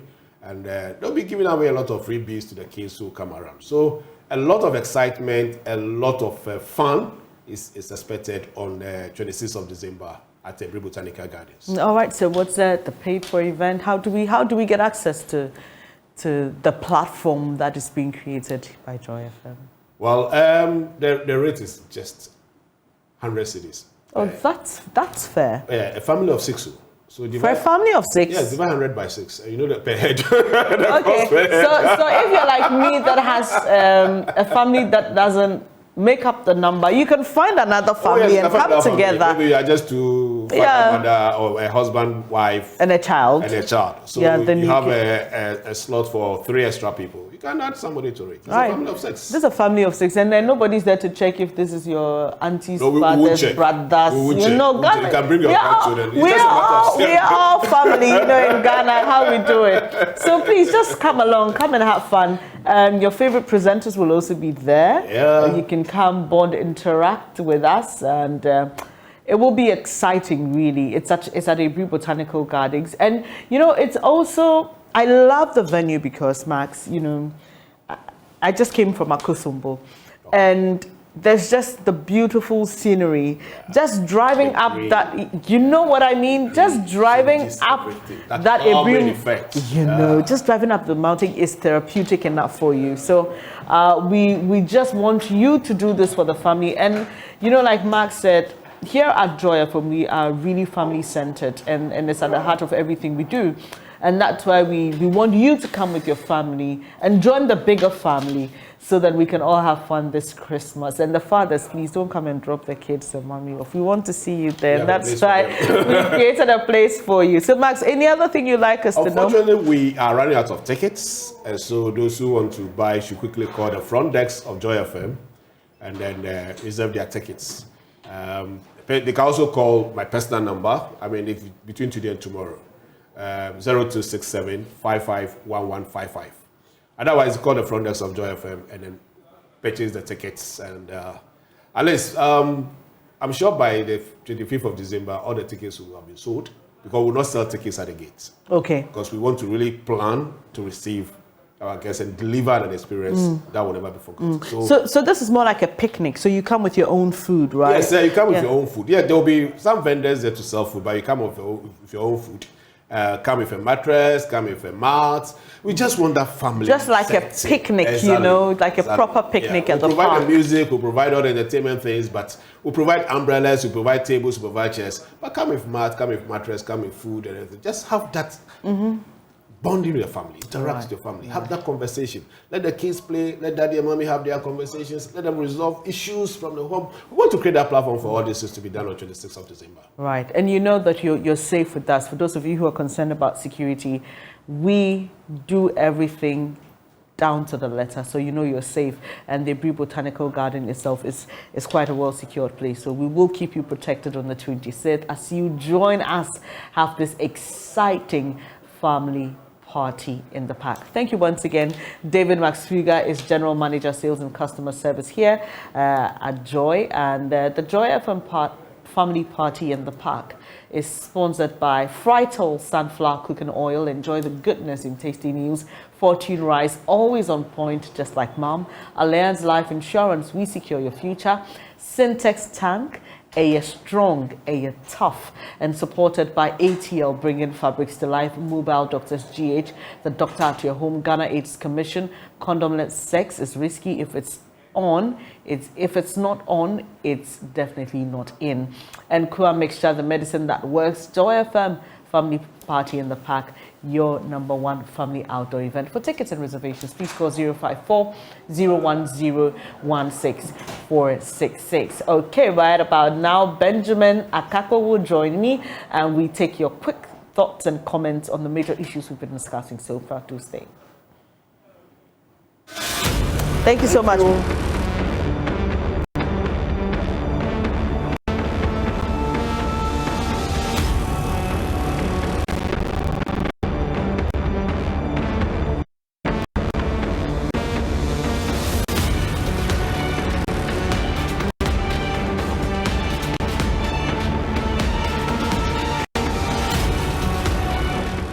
We're back. Hello, Benjamin. Hiya. Right. Okay. So it's now time to hear your thoughts.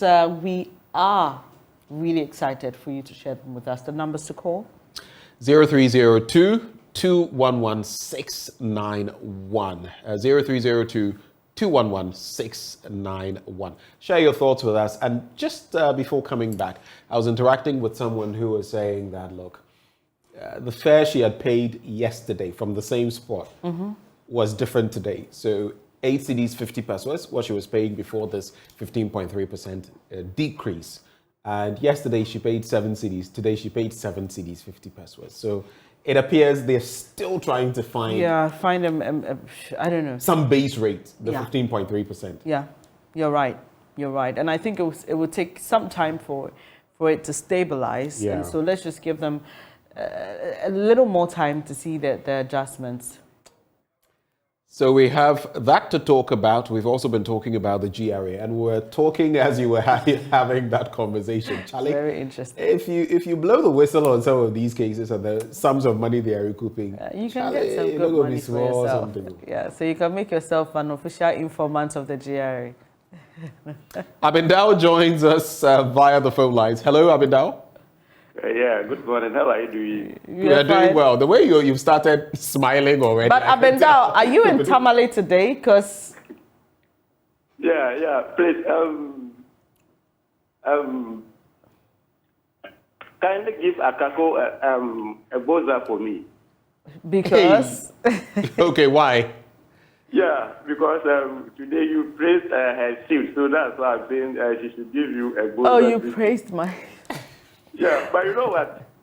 You have to fire a couple too on the World Cup issue.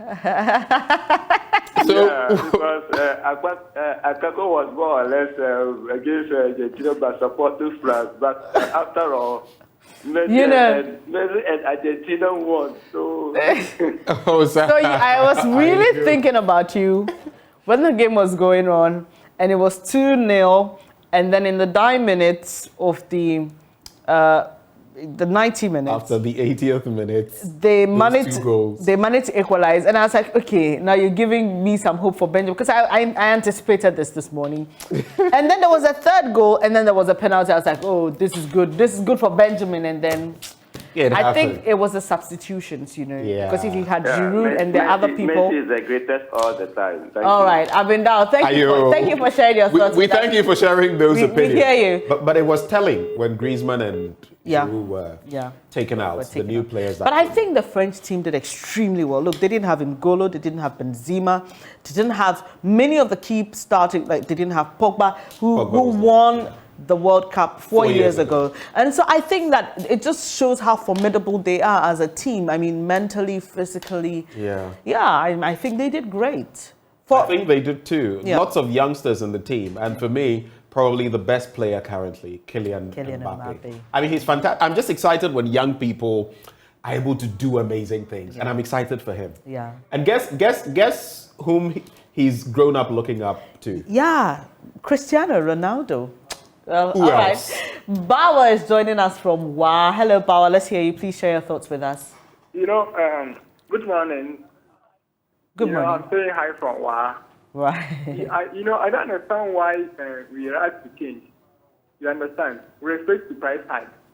You know, we are always the same people, the drivers are the same people that complain that price of goods are increasing at high. They are the same people that feel reluctant to reduce the transport fare. But there are the same people that go and people don't reduce price when when there is general decrease of fuel and $1. You get it? So that's my say for now. Right. Thank you so much, Bawa. Bawa is calling us from WA. So I guess he's saying that because people expect naturally that when the cost of transportation goes down, it will likely have a ripple effect on other things. Because someone will say, oh, make offer tomatoes to it. When I went to pick the tomatoes, I had to pay more to transport it, so it will reflect on the cost of it and all that. So yeah, it's a hand-go, hand-come thing. So like the drivers who complain. It's not so quick. It's not as quick as, and you may even have someone, even with tomatoes, you may have someone who has taken how many cartons of tomatoes and has not finished selling them yet at the former rate, paying those high prices. Right. Who may have to finish selling the 20, 30, 40 cartons before they can go for a new one and before you see the effect of new prices. All right. Right, our last caller today is also from Tamale. Hello, Majid. Let's hear you.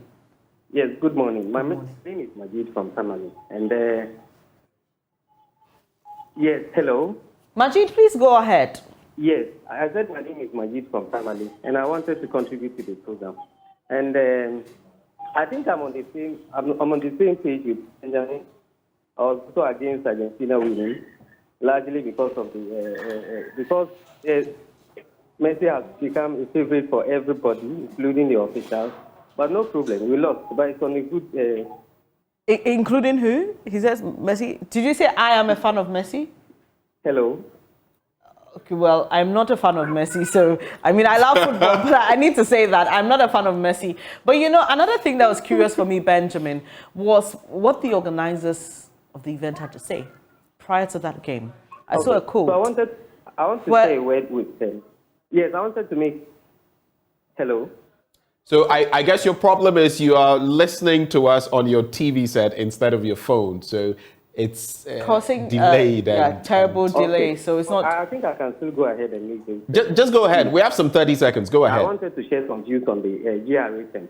You know, they tell about informing and getting a percentage share of the penalties and all of that. I think that is a good thing. However, what they should rather focus on is to reduce their rate I mean, reduce the tax rate. There's a lot that the government is taking from citizens, even in this very dire economic conditions. Everybody is complaining. Even our bankers are charging much more and all of that. I think they should reduce the rate. When they reduce the rate, a lot more people will vouch forward. I mean, they will come forward, pay more taxes, they pay to gain, businesses will grow, and so on and so forth. Okay. I mean, you cannot continue to do this when businesses are collapsing. Particularly in other jurisdictions when they are supporting businesses. You are taking more from your citizens. Right, Majid. Good enough.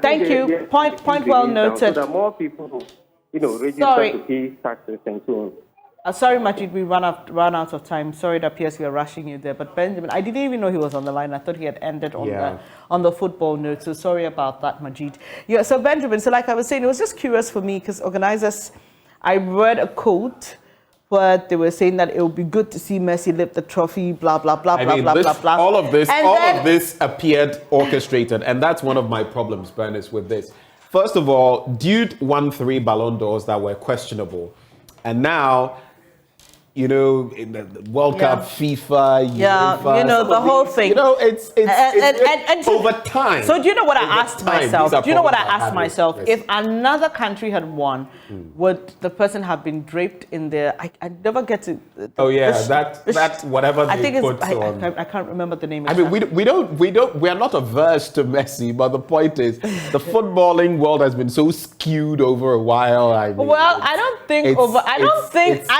it's been over a while. It's just this particular World Cup. I'm not too sure, especially hearing an organizers make that statement for me. So it's just about the World Cup for me. But hey, what can we do? So was this all? And does it really settle the debate about who is the greatest of all time? I don't know. But here at JoyNews, thank you for having us. Pelé, Maradona, Cristiano Ronaldo before Messi. It is the way it is. From Benjamin and I, we wish you the very best. Take care. Enjoy the rest of the day. Up next is News Desk with Samuel. Could you please let's do this properly. Up next is News Desk with a man, Samuel Kojo Brace. He's warming up in the background. He's about to do it. He's dancing right now? Yeah. Look, wait for him. He's just prepping. He'll be joining you shortly. All right, okay. Take care.